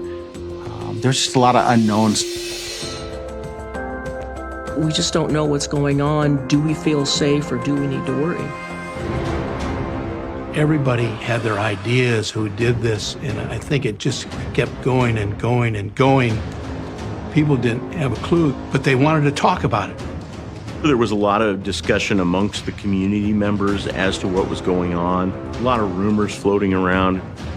One of these rumors that starts circulating has to do with one of Sharon's good friends and a familiar name to detectives.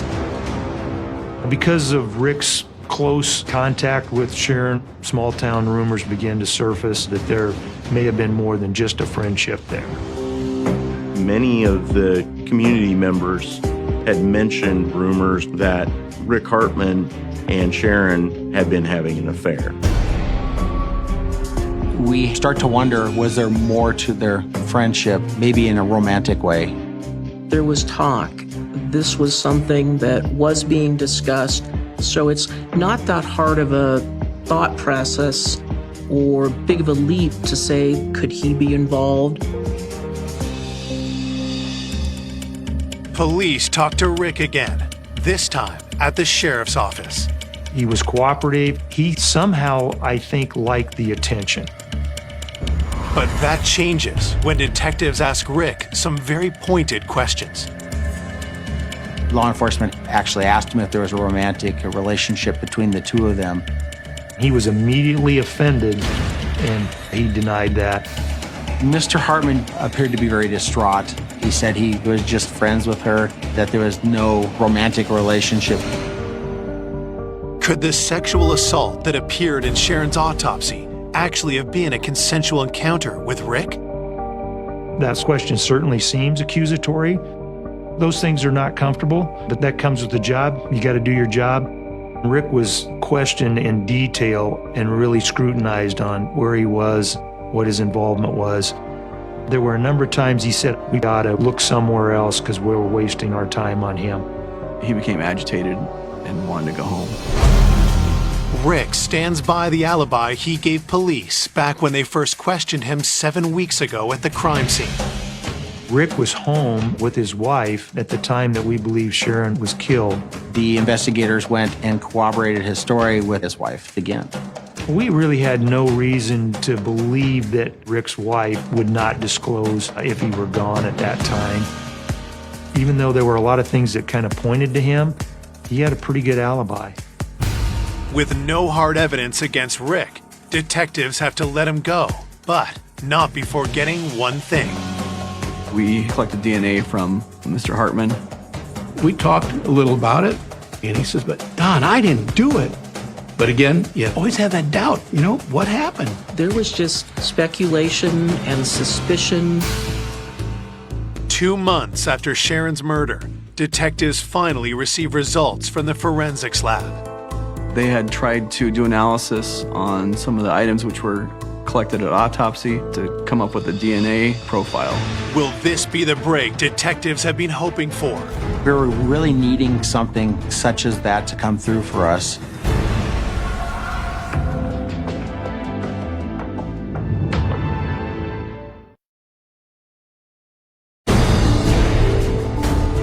Two months after the murder of Sharon Erickson, police hope the DNA results they've been waiting for will confirm who they suspect is her killer. There was quite a bit of speculation that it could be the postmaster in town. We were contacted by our State Patrol lab. They believed that there was something there, but that they could not separate out a complete profile for comparison. It was kind of frustrating to know that there may be something there, but that maybe it was a dead end that we couldn't get past. Without a DNA match, we as investigators knew that if that was the case, it would be very hard to solve this crime.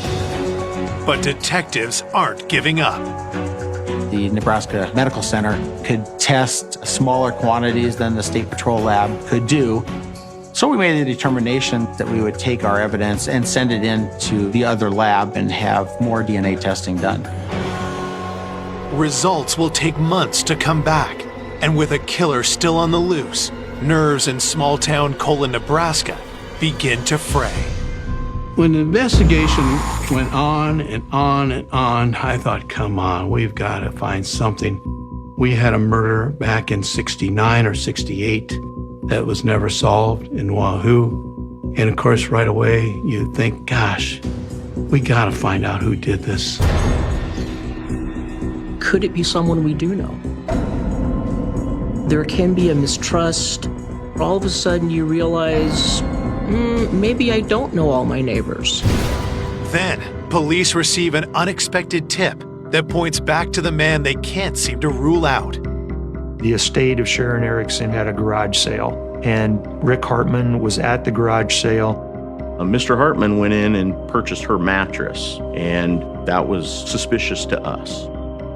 If there was some sort of maybe DNA evidence or something that would be on the mattress that would be of interest to law enforcement, by somebody purchasing that and maybe getting rid of it, then it would be something that we would no longer be able to go back and utilize at a later time.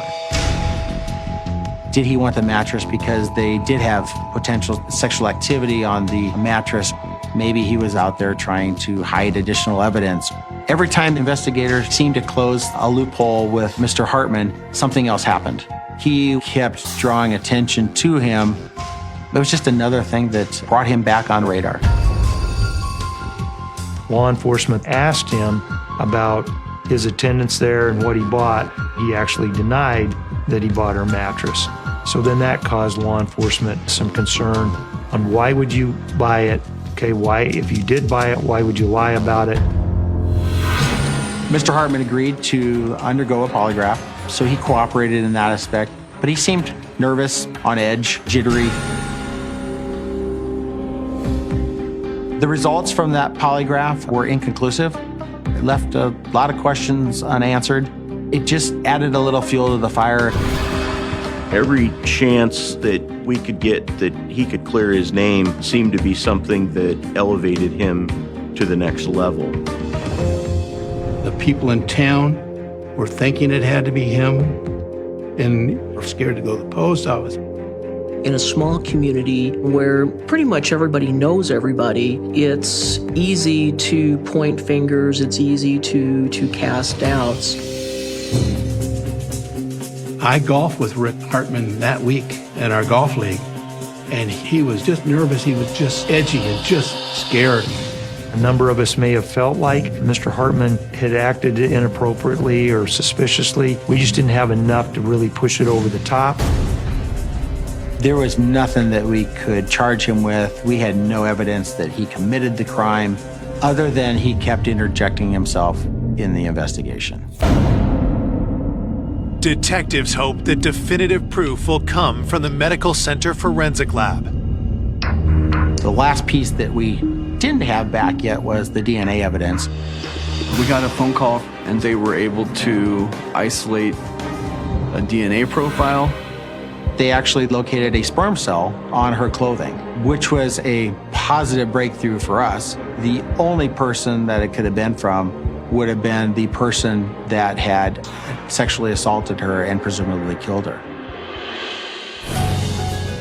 We felt that there was more hope in solving this than we had had for quite a while, because at least DNA is something that we can link to a specific person.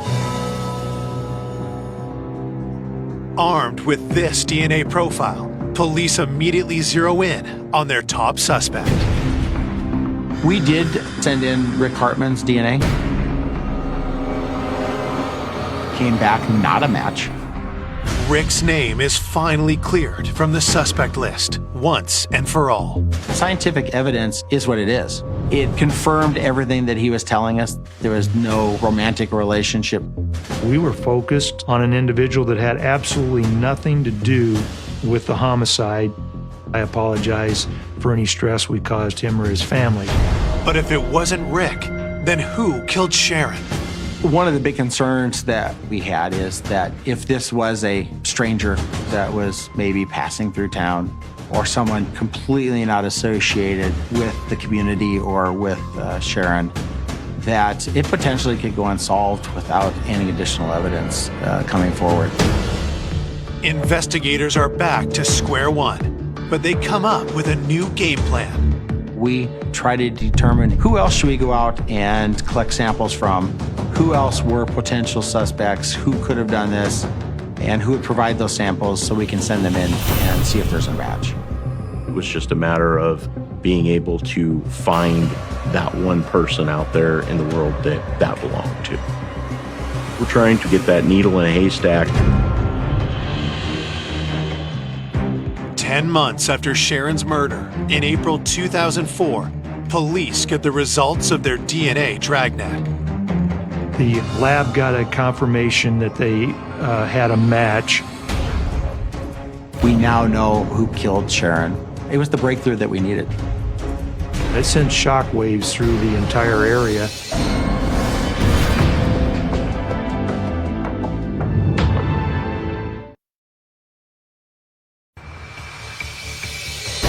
Almost a year after the murder of Sharon Erickson, police have matched DNA from the crime scene to her killer. The DNA came back and it matched Jim Mars. James lived nearby to Sharon. He was one of the people that police talked to early on. Jim had known Sharon nearly all his life. He had helped her out when he was younger, doing some yard work or snow removal. I was kind of speechless at first because he had no problem providing his DNA to law enforcement. I was shocked to find out that James Mars was the perpetrator. We had never seen that type of violence out of him. Once we had a DNA match with Jim, we needed to figure out where the holes in his alibi are.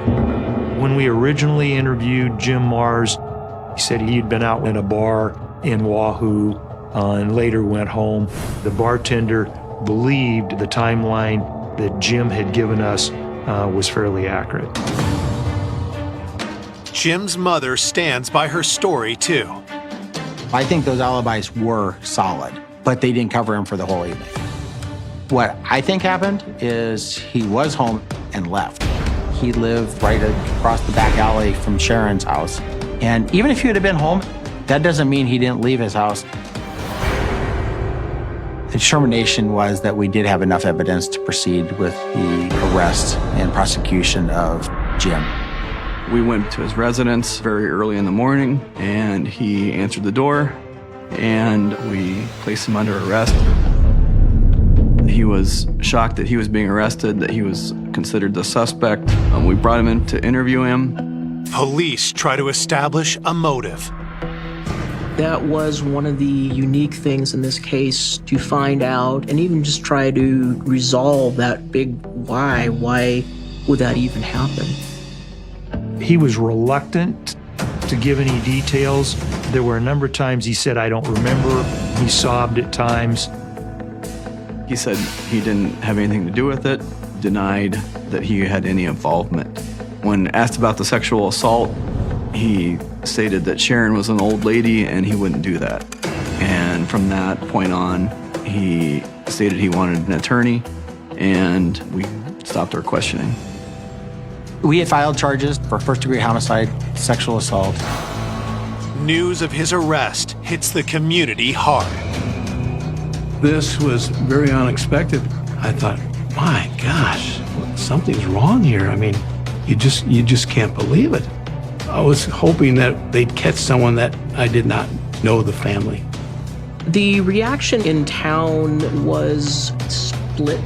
There was definitely a thought that, oh, it couldn't have been him that did it. And then there were supporters that, well, we thought maybe it was him.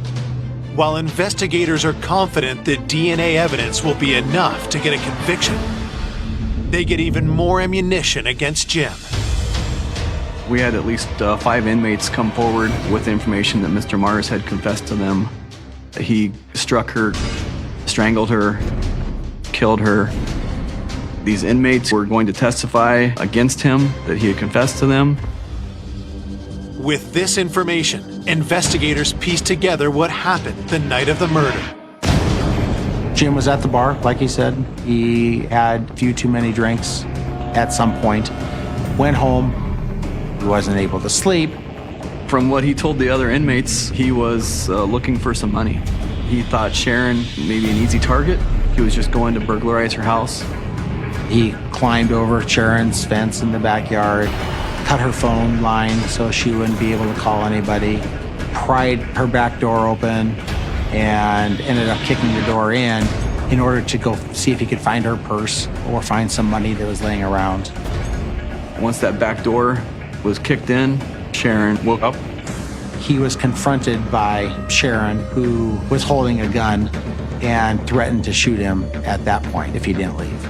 Sharon went to call 911 and her phone line was dead. She kept her cell phone in her car for emergencies. Sharon ran across the street to get into her car. Jim chased her down, caught her, and ended up attacking her. He punched her and then eventually choked her to death. There was a sexual assault. He refused to talk to the inmates about that. Had he not sexually assaulted her and we didn't have any DNA, we would never have it solved. When you have a sperm cell that was a perfect match, there's nobody else that could be responsible. The chance of this being another person was out of this world. With the evidence we had, this was a slam dunk for his conviction. On August 15th, 2005, Jim Mars pleads guilty to second-degree murder. He is sentenced to life with no possibility of parole. When I found out there was a sexual assault that went along with the slaying, I was just furious. What kind of person would do something like this? You've got to be kidding me. And the community was appalled. I was happy that we finally got closure. He did it. He's locked up. Sharon was the one that suffered the ultimate loss. And that's what the investigators put in all those hours of work for and give her her last voice. Sharon's presence is missed in Colon to this day. To not have her in the community, that's tough.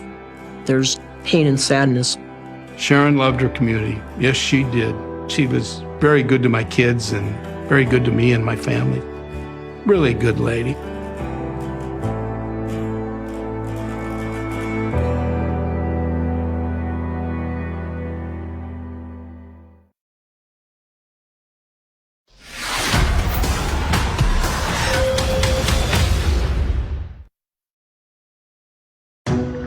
A beloved former school teacher and wife of a small-town mayor.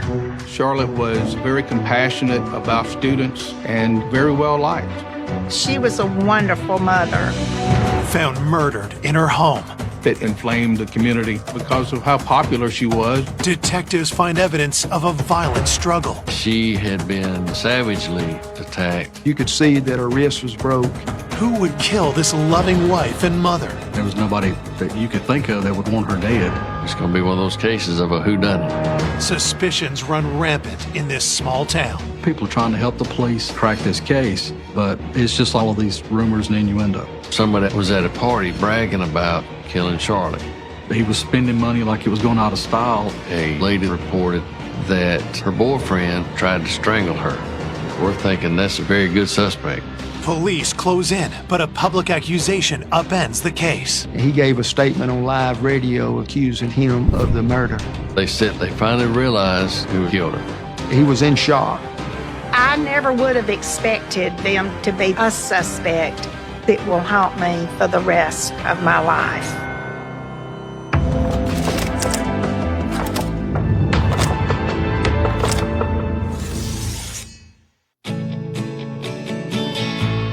Lanett, Alabama, a small family-oriented town in the heart of the Deep South. Lanett was a mill town. It sits right on the banks of the Chattahoochee River, one of Alabama's major waterways. I always felt safe when I was there. Some people would leave their homes unlocked, but we just never had any crime there. Lanett is a very tight-knit area. Everybody knows everybody here. August 4th, 1998 was a lazy summer day in Lanett until the peace was shattered by a 911 call. It was around 5:30 when we got the call of an unresponsive woman. Police are surprised to learn the call has come from the home of the town's mayor. Everyone was shocked that it was their house, and I was there within 2 or 3 minutes. The 911 caller, Heather Waits, leads police inside to her unresponsive mother. Heather was very hysterical, and the first thing she could say was, "Help my mom." The first thing I did was go and check for a pulse, and she was cool to the touch.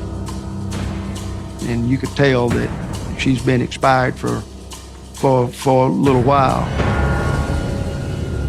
Police are stunned to find Charlotte Waits, the wife of the town's mayor, dead in her home. At first, it appears that Charlotte has suffered a tragic accident. We noticed she did have a little foam coming out the corner of her mouth, so we thought that, maybe had a seizure or a reaction to a medicine. As detectives look closer, they begin to suspect foul play. They were red flags that this was more than just an accident. Her right arm in the wrist area appeared to be broken. She had what appeared to be scratch marks on the bottom of her chin, and she had some red markings around her neck. We made a decision right then that we're going to proceed with a homicide investigation. Detectives find signs of a violent struggle. There was a picture that had been knocked off the wall. We could see the nail that was holding that picture up was bent down towards the stairway. So my theory is that it was a fight coming down the stairs. It just looked suspicious. The fact that her purse was dumped over, but her purse was still there. You couldn't tell if it was a stage scene or if somebody had come in and she had interrupted a burglary. Was Charlotte the victim of a robbery gone wrong, or did her killer want it to appear that way? We didn't see any signs of forced entry. One of the investigators went to the utility room and found 2 bloody towels. So we want to find out who might have bled on those towels. As forensics collect evidence, Charlotte's husband, Barry, arrives on the scene. Barry worked at the National Guard Armory. At the time, Barry was the acting mayor. The look on his face, he was in shock. He was very, very upset. He started hyperventilating, grabbing his chest. He began to go into what we thought was a heart attack. As Barry is rushed to the hospital, news of Charlotte's murder spreads. I remember the state of shock that I felt when I got down there to the emergency room. The girls were there, and of course they were upset. Their mother was dead, and their daddy was under doctor's care for heart issues. Investigators turn to Charlotte's daughters for information about their mother. Charlotte was a very kind, gentle person, always smiling, and cared about others. Charlotte studied education at Auburn University and got married to Barry Waits right after graduating in 1971. She was a second-grade teacher. She was very compassionate about her students and just very well liked. Later, Charlotte became a devoted school administrator.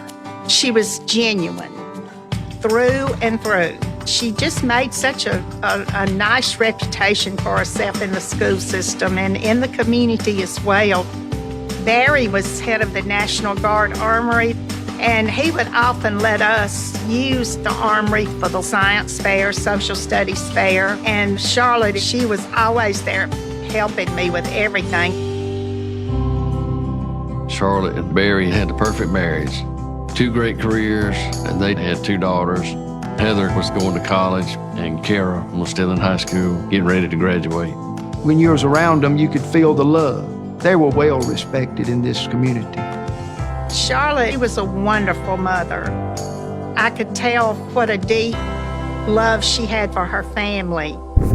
Who would take the life of this kind and caring woman, and why? Detectives question Heather about how she came to find her mother's body. Heather came home for the weekend. As a college kid, it's time to get your clothes washed and get some good home cooking. Heather said she came into the house, and then when she called out for her mom, and that's when she noticed her mom at the bottom of the stairs. And when she run up to her, she realized that she wasn't breathing. And when she felt cold, she began to panic. And then that's when she called the ambulance. And then she called her dad. Police are eager to question the mayor, but doctors say they want to keep him overnight for observation. We did find out that he didn't have a heart attack. It was an anxiety-type situation. But we were never able to talk to Barry while he was in the hospital. He got out the next day. On Saturday morning following the murder, we were at the office, myself, the other investigators, and then all of a sudden Barry walks in. When it's this type of murder, it's usually someone very close to them at the same time. Nobody would ever suspect the mayor of doing anything like this. Anyone that knew Barry knew that he's like a big teddy bear. My knowledge of Barry at that point, I'd never seen him upset. He was just friendly and well respected. Barry didn't fit any kind of profile to do this kind of crime. But we did take the opportunity to just look over him while we were talking to him, see if we could see any visible injuries, and we could not. Barry offers to help with the investigation and agrees to be interviewed. Detectives ask him for his whereabouts the previous day. He told us that the morning he had gone to the armory, just had a normal day. Around 11 or so, he left the armory and gone by the barbershop. He said it was full, so he went back to work the rest of the day until he received a phone call from his daughter telling him that she had found her mother. So he rushed home.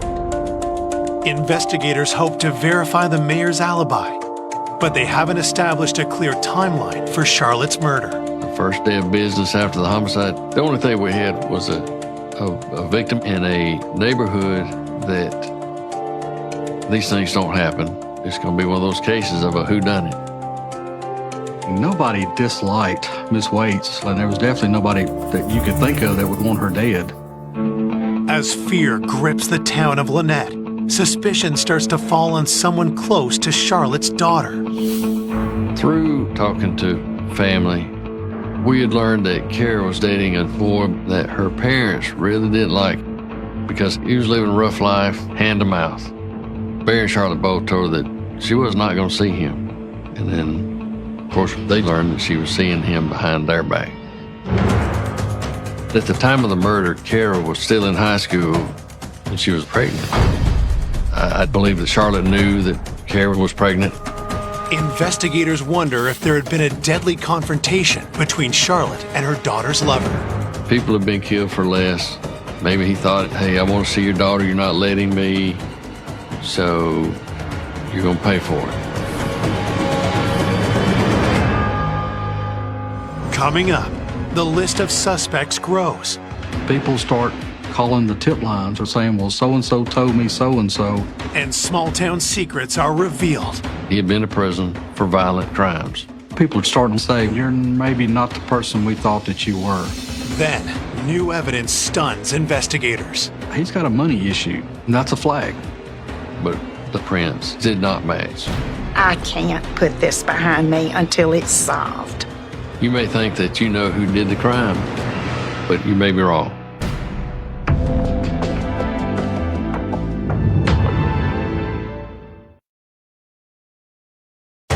Just 24 hours into the investigation of Charlotte Waite's murder, police have their first suspect. Her 17-year-old daughter's boyfriend. We had learned that at the time of the murder, Kara was pregnant. Her boyfriend just wasn't the person that they wanted their daughter to be dating. So maybe there had been some type of conflict. Police bring him into the station for questioning. He told us that he knew that Barry and Charlotte didn't like him, but he said that the day of the murder, he was working with a grass cutting crew somewhere. We were able to go to the person that he was working for that day, and they verified his whereabouts through the entire day of the murder. With Kara's boyfriend looking unlikely as the killer, detectives take a closer look at Kara. The day of the murder of Kara, we determined that she was at work, babysitting.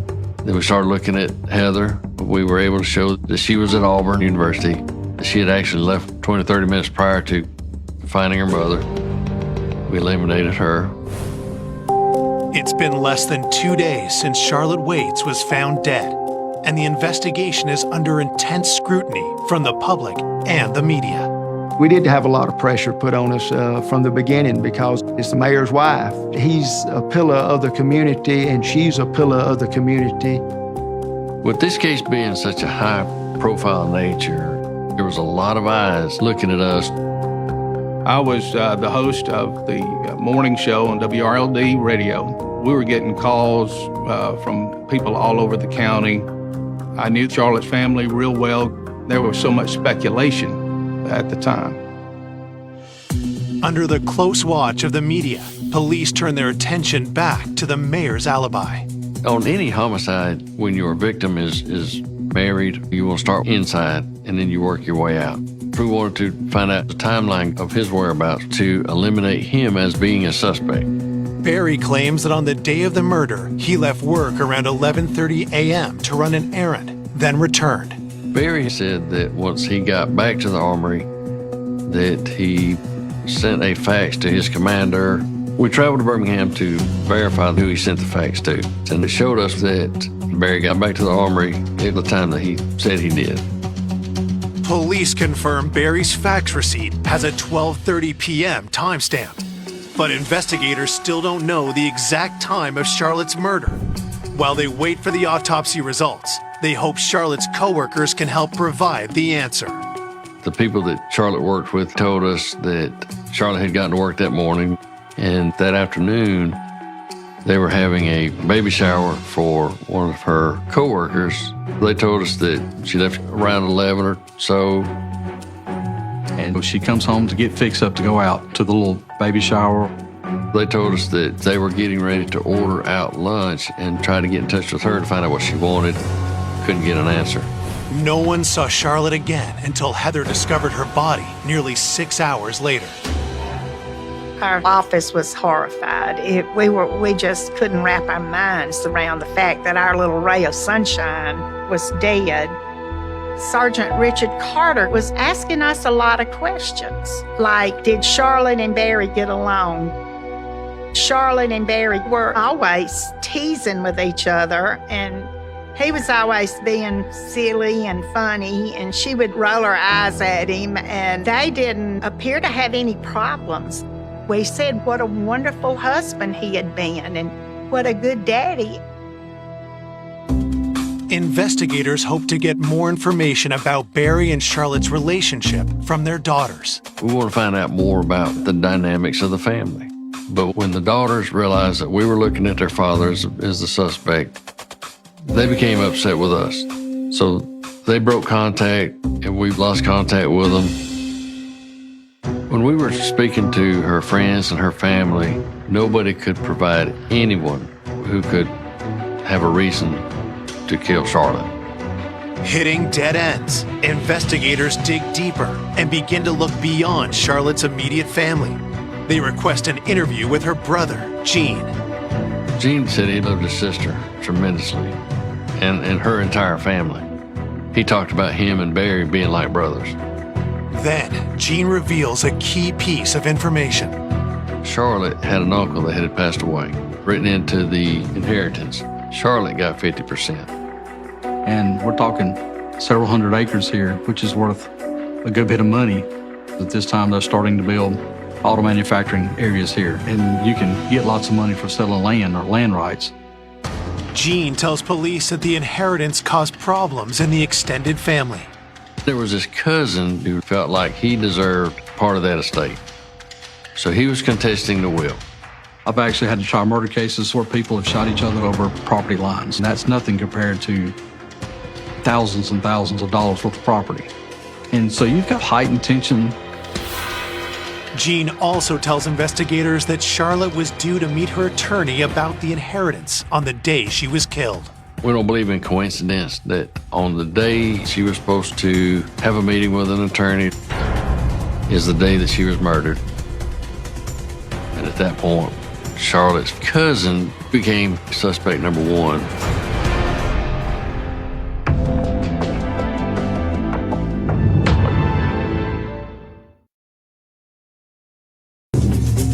Detectives investigating the murder of Charlotte Waits have discovered she was about to inherit a large tract of land from her uncle, leaving another family member angry.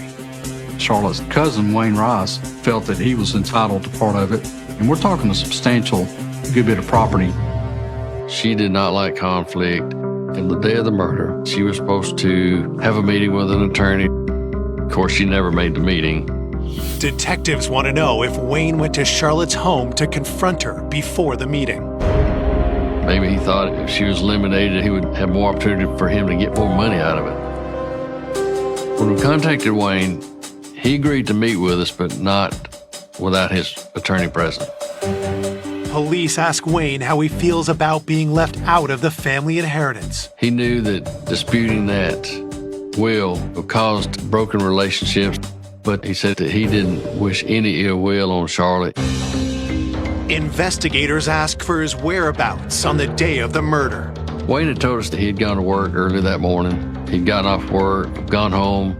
We wanted to find out, did he have any opportunity to come to Lynette, commit the murder, and leave with nobody seeing him. We talked to 3 of his co-workers, and they confirmed that he never left, didn't even leave for lunch. With Wayne ruled out, police go back to the drawing board. Once we were able to eliminate Wayne, we were kind of left again at point A. Who could commit this crime and leave and nobody see anything out of the ordinary? 2 weeks after Charlotte's murder, detectives received the autopsy report. The pathologist explained that it was a strangulation. The report concludes that the murder weapon was a piece of Charlotte's own clothing. Miss Waits had on a blouse that kind of had the little strings that went across it. And those strings actually created the ligature mark around her neck. And we were pulled from behind. The autopsy also confirms that Charlotte suffered other injuries in the attack. She was thrown to the floor in such a violent manner that she suffered a dislocated wrist and a head injury that by itself could have killed her. And the report suggests that Charlotte was struck in the face. The doctor felt like she was punched, which could have subdued her. The blood on the towels found at the scene is identified as Charlotte's. The bloody towels were kind of stuck down in the bottom and covered up, like somebody was trying to hide them.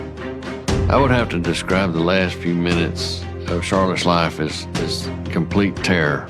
She had been savagely attacked. Police receive the crime scene fingerprint analysis and discover a print that doesn't belong. And we get the fingerprint report back, and then there's some unidentified fingerprints. We can't put a suspect with those fingerprints. Police run the prints through the Alabama State Database, but it doesn't produce a match. This is so frustrating because you owe it to the victim's family to go make that arrest and always hoping that we're going to get that silver bullet that's going to put it all together, and you never get it. Then, just a few days later, a local report of a violent assault draws detectives' attention. Our patrol guys got a call one night to a residence in regards to a lady that called and reported that her boyfriend, Rodney Borum, tried to strangle her. When the officer wrote up the report, he said, "This looks awfully familiar to the case that you're working on." Detectives interview the victim and are struck by the similarities in the attack. She reported to the police officers that her boyfriend attacked her from behind, tried to strangle her, but she was able to get away from him. We knew Miss Waits had been choked from behind, so you have to look at that. Is this an isolated case or an ongoing pattern of violent attacks? We realized that he had actually had a pretty extensive criminal history from another state. He had been to prison numerous times for violent type crimes. So we were extremely interested in Rodney. Police obtain Rodney's prints from the Georgia State Database. We sent those off to the crime lab to compare with the prints that were lifted at the crime scene. When we spoke to Rodney, it was explained to him that this crime looked a lot like what took place with Charlotte. So he knew without a doubt why we were questioning him. As police look into Rodney's claim that he was working on the day of the murder, the lab comes back with fingerprint results. We got notified that Rodney Borum's prints did not match. And through his alibi, we were able to eliminate him from being in the area that day. Police can't charge Rodney for the alleged assault on his girlfriend due to lack of evidence, so they let him go. Once again, the investigation hits a dead end. You have to keep an open mind. Always be ready for something that's going to take you down a different path. A few days later, a stunning piece of information comes in on the police tip line. We'd gotten a tip that there was a man at a party bragging about killing Charlotte. The tipster claims he overheard someone named Kenny Boyd confess to the crime. He said that he had been at a party with Kenny Boyd and that Kenny Boyd had told him that he had gone in to rob Miss Waits and that she caught him burglarizing the house.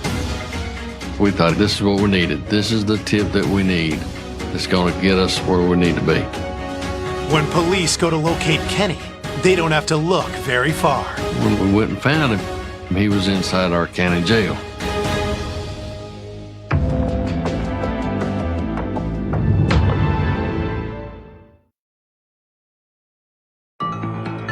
It's been almost 2 months since the murder of Charlotte Waits, and a witness claims he recently overheard Kenny Boyd confess to the crime. We were told that Kenny Boyd was at a party bragging about killing Charlotte. The witness also tells police that Kenny had an accomplice. Kenny told them that they were breaking in Charlotte's house. Then Charlotte came home. They jumped her, killed her. Didn't mean to kill her, but did. The two suspects are well known to police. They were always in trouble, in and out of jail. Detectives head to Lynette County Jail, where Kenny has been in custody for several days on an unrelated charge. We got inside the jail, sat down in a cell, began interviewing Kenny Boyd. He said he didn't know her, and he said he did not commit the murder. He said, I don't even know where they live, but we want to find out what it was he did that day. Kenny begins to tell us that they are out going to a local store, stealing cigarettes, and then they're going into a different part of town, selling them for crack. Detectives are skeptical of the account and want to hear what Kenny's partner in crime has to say. We find out that the other suspect's in prison in Georgia.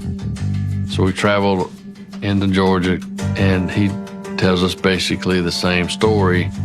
He says, yeah, we were stealing cigarettes. With identical stories from two suspects, investigators look to confirm their alibi. To verify his alibi, the only thing we can do is go to the store that he said that they were stealing cigarettes from. Police search the store's security footage for proof the men were there. At the time of the murder, it was documented on video that they are inside that store that he said they were in. It was very frustrating. You may think that you know who did the crime, but you may be wrong. Later on, we found out the guy that had called the tip line on Kenny Boyd just basically didn't like Mr. Boyd. Police are increasingly concerned that the tip line may be doing more harm than good. That's the thing about a small town, and everybody knows everybody, and people start calling the tip lines saying, well, so-and-so told me so-and-so. Through this entire case, we would continually get tips. At times we felt like they were good tips, credible.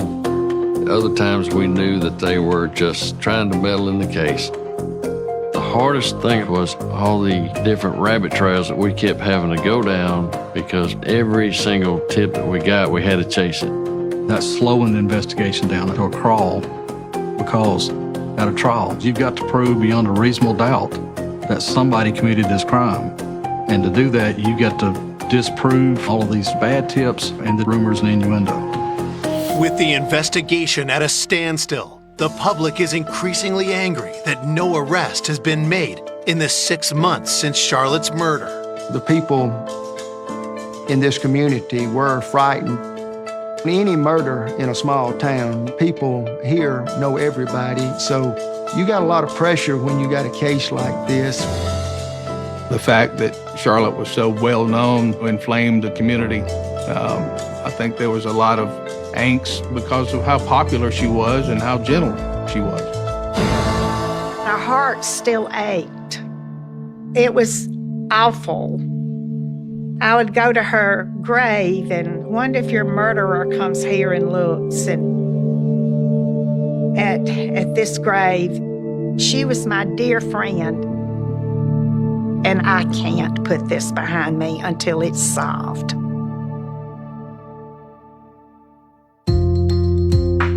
The pressure never lessened on this case. The community demanded that somebody gets brought to justice on this case. As months turn into years without justice being served, Charlotte's loved ones carry on as best they can. Barry Waits is no longer mayor, but he continues to serve on Lynette City Council. His daughters, Heather and Kara, have both moved out of town. The girls went on with their lives. Heather got married, and Barry moved on with his life.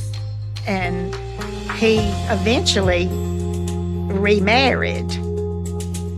Every investigator always has one case that stays with them. You go to bed with it, you wake up with it. I never considered it a cold case because it always sat on my desk. It consumes you, especially in a small town, when you know the people involved. 3 years after Charlotte's murder, a bizarre development puts the case back in the spotlight. Barry was on our city council, and Barry decided to run for re-election. Well, there was a gentleman who lived in the county who decided to run against Barry.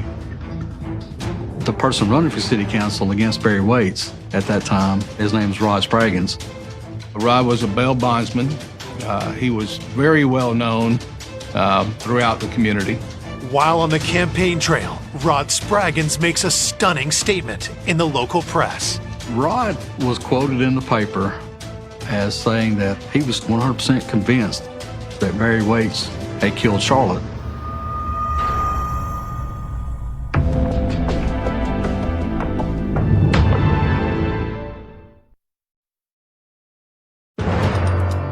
Three years after the murder of Charlotte Waits, Rod Spraggins has publicly declared that he knows who killed her. Rod said Charlotte came to me in a dream and told me that Barry's the one that killed her.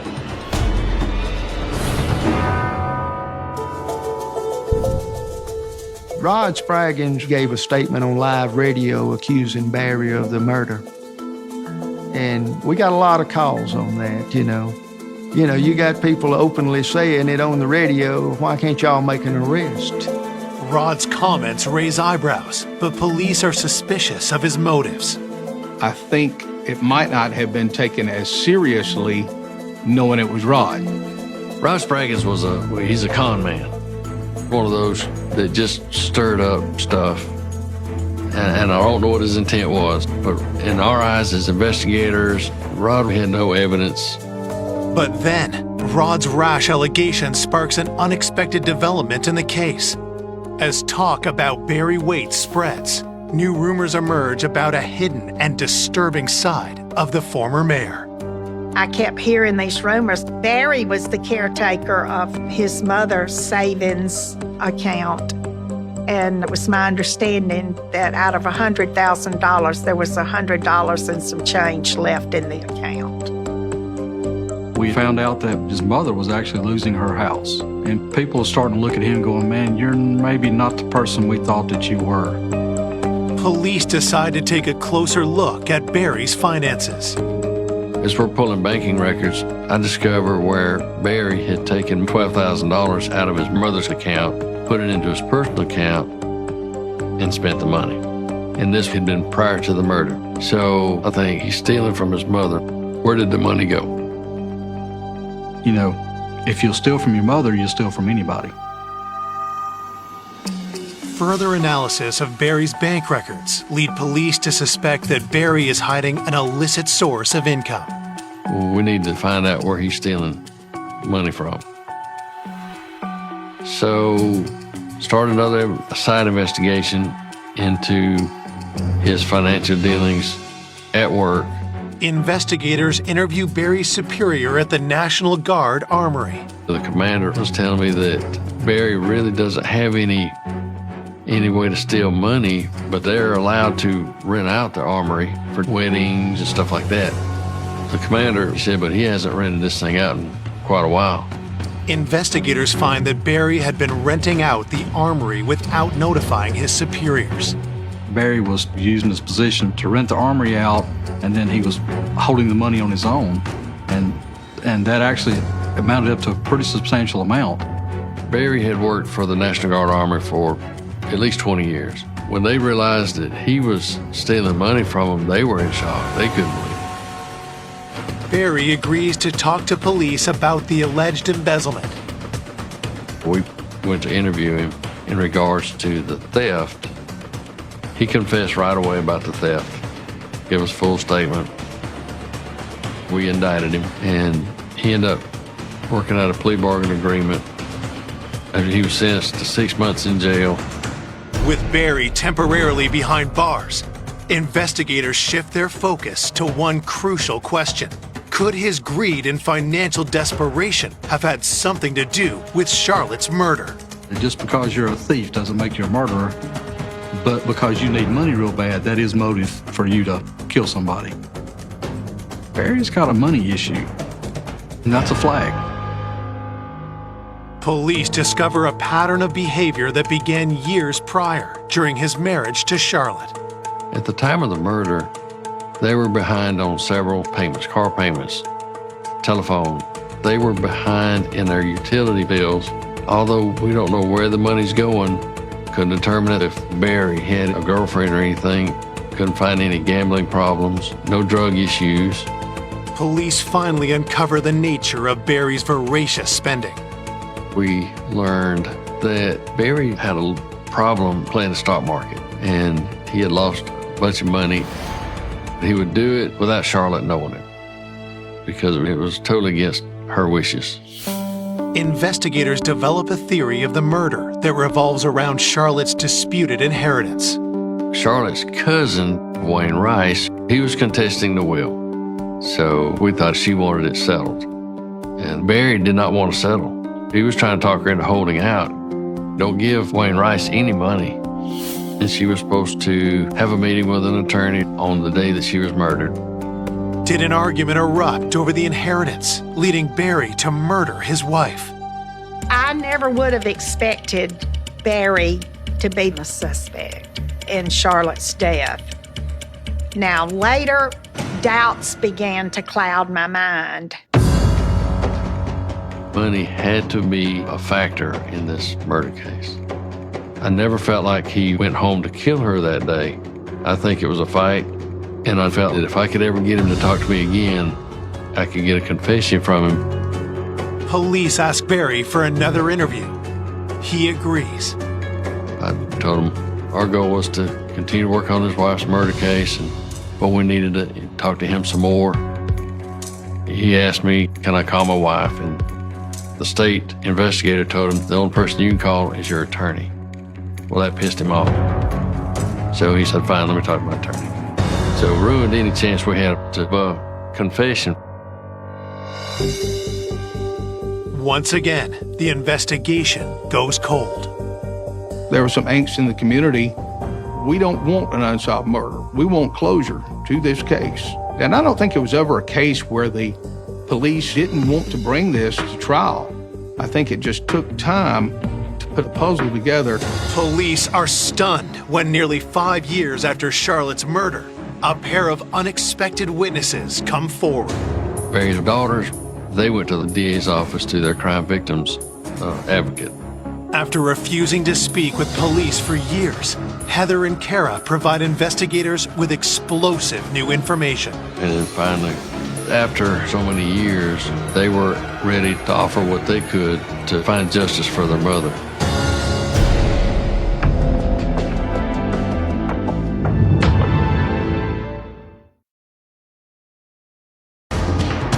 The daughters of murder victim Charlotte Waits are finally ready to talk to police after years of silence. That was a big turning point for us because prior to the time, the girls wouldn't talk to us because the investigation was pointing to their father. As time went on, Heather and Kara begin to have doubts about Barry's innocence. When Heather and Kara came forward, they began to tell investigators about their dad stealing money from them. The women provide a detailed account of how their father had left them penniless. Because of Barry being a suspect in his wife's murder, the insurance company would never pay her death benefit. At some point, he was able to convince the insurance company to leave the money to the daughters. At that point, Barry made his daughters an offer for Charlotte's inherited property. He said, if you'll give me that insurance money, I will give you the land. So they give their dad the money. But when the land dispute settled, he signed over the property to his new wife and left his daughters out to dry.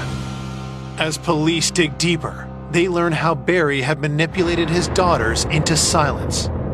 The youngest girl had been being told by her father, "You're the main suspect in this case. You can't talk to the police because everybody in this town believes that you killed your mother." Detectives also find out that Barry tried to throw police off his trail by providing false tips. He's been submitting Kara's name, submitting the boyfriend's name, throwing red herrings at us. You're making us chase down rabbit holes. Now they've learned what kind of person their dad is, and they said they finally realized that their dad killed their mother. With the women offering to testify against their father, the district attorney reviews the evidence and decides to prosecute the case. The day that we were able to have that warrant served, it was a good day. Barry is charged with the first-degree murder of his wife of over 2 decades, Charlotte Waits. But the case is not a slam dunk. You can convict on circumstantial evidence, but when you do that, you have to rule out every other plausible explanation. The trial begins in November of 2006. Prosecutors begin by describing how and why Barry killed his wife. They assert that Barry left work around 11:30 a.m. to confront Charlotte at home about her disputed inheritance. So Barry left Armory, went straight home to talk her out of making that settlement offer. And Barry comes home, and they start arguing, and she says, "This is my family, and I'm going to do it, and this is my decision." Then, Barry turned violent. And at that point, he gets her. It caused her nose to bleed, and she wipes up with towels, and that was enough. She's just getting out of there and getting away from Barry. But Barry doesn't let Charlotte escape. He reaches and grabs her shirt and pulls her shirt back and starts choking her. And he pulls it so tight that he absolutely strangles the life out of Miss Waits. And then he takes her and just kicks her down the steps. He goes down and leans over the body to make sure that she's dead. Prosecutors say Barry attempted to cover up his crime. He hastily hides the bloody towels and dumps Charlotte's purse. And then he leaves and he starts putting his alibi together. He then goes back to the armory and he sends a fax, and that fax is supposed to be putting him out of the time frame of being at the house the time she's killed. The prosecution shows that Barry had sufficient time to commit the murder. There was an hour-and-a-half time frame from when Mr. Waits had left the armory and back to the armory when he sends a fax. And prosecutors proved that every other suspect had an airtight alibi. Every other name, every other person that was mentioned, we can eliminate them. But we could not eliminate Barry. Later, an expert rules out the possibility of an unknown intruder based on further analysis of the unidentified prints at the scene. The fingerprint expert says these are little kids' fingerprints. They don't have anything to do with this crime. But Barry Waits' fingerprints were down low, close to Charlotte Waits' body. Finally, Barry's daughters take the stand. You could read it on their faces and you could hear it in their voices. They were 100% convinced that their dad killed their mother. After a brief deliberation, the jury reaches a verdict. When the jury came back guilty, it wasn't relief. It was just a feeling of calm. I went to her grave that afternoon and I said, "Okay, sweet girl, you can rest in peace, because we know that your killer is going to pay for what he did." Barry Waits, the former mayor of Lynette, is sentenced to 40 years in prison. I think at one time, Barry was a person that intended to take care of his family. But whatever demons he had that made him burn up his family's money, his mother's money, consumed him, overtook him, and the need for money was more important than his wife's life or his daughter's love. This sweet family was totally devastated by that one senseless criminal act. I think Charlotte would want to be remembered as a person who loved life, loved her family, loved her profession. Every day of my life, I miss her.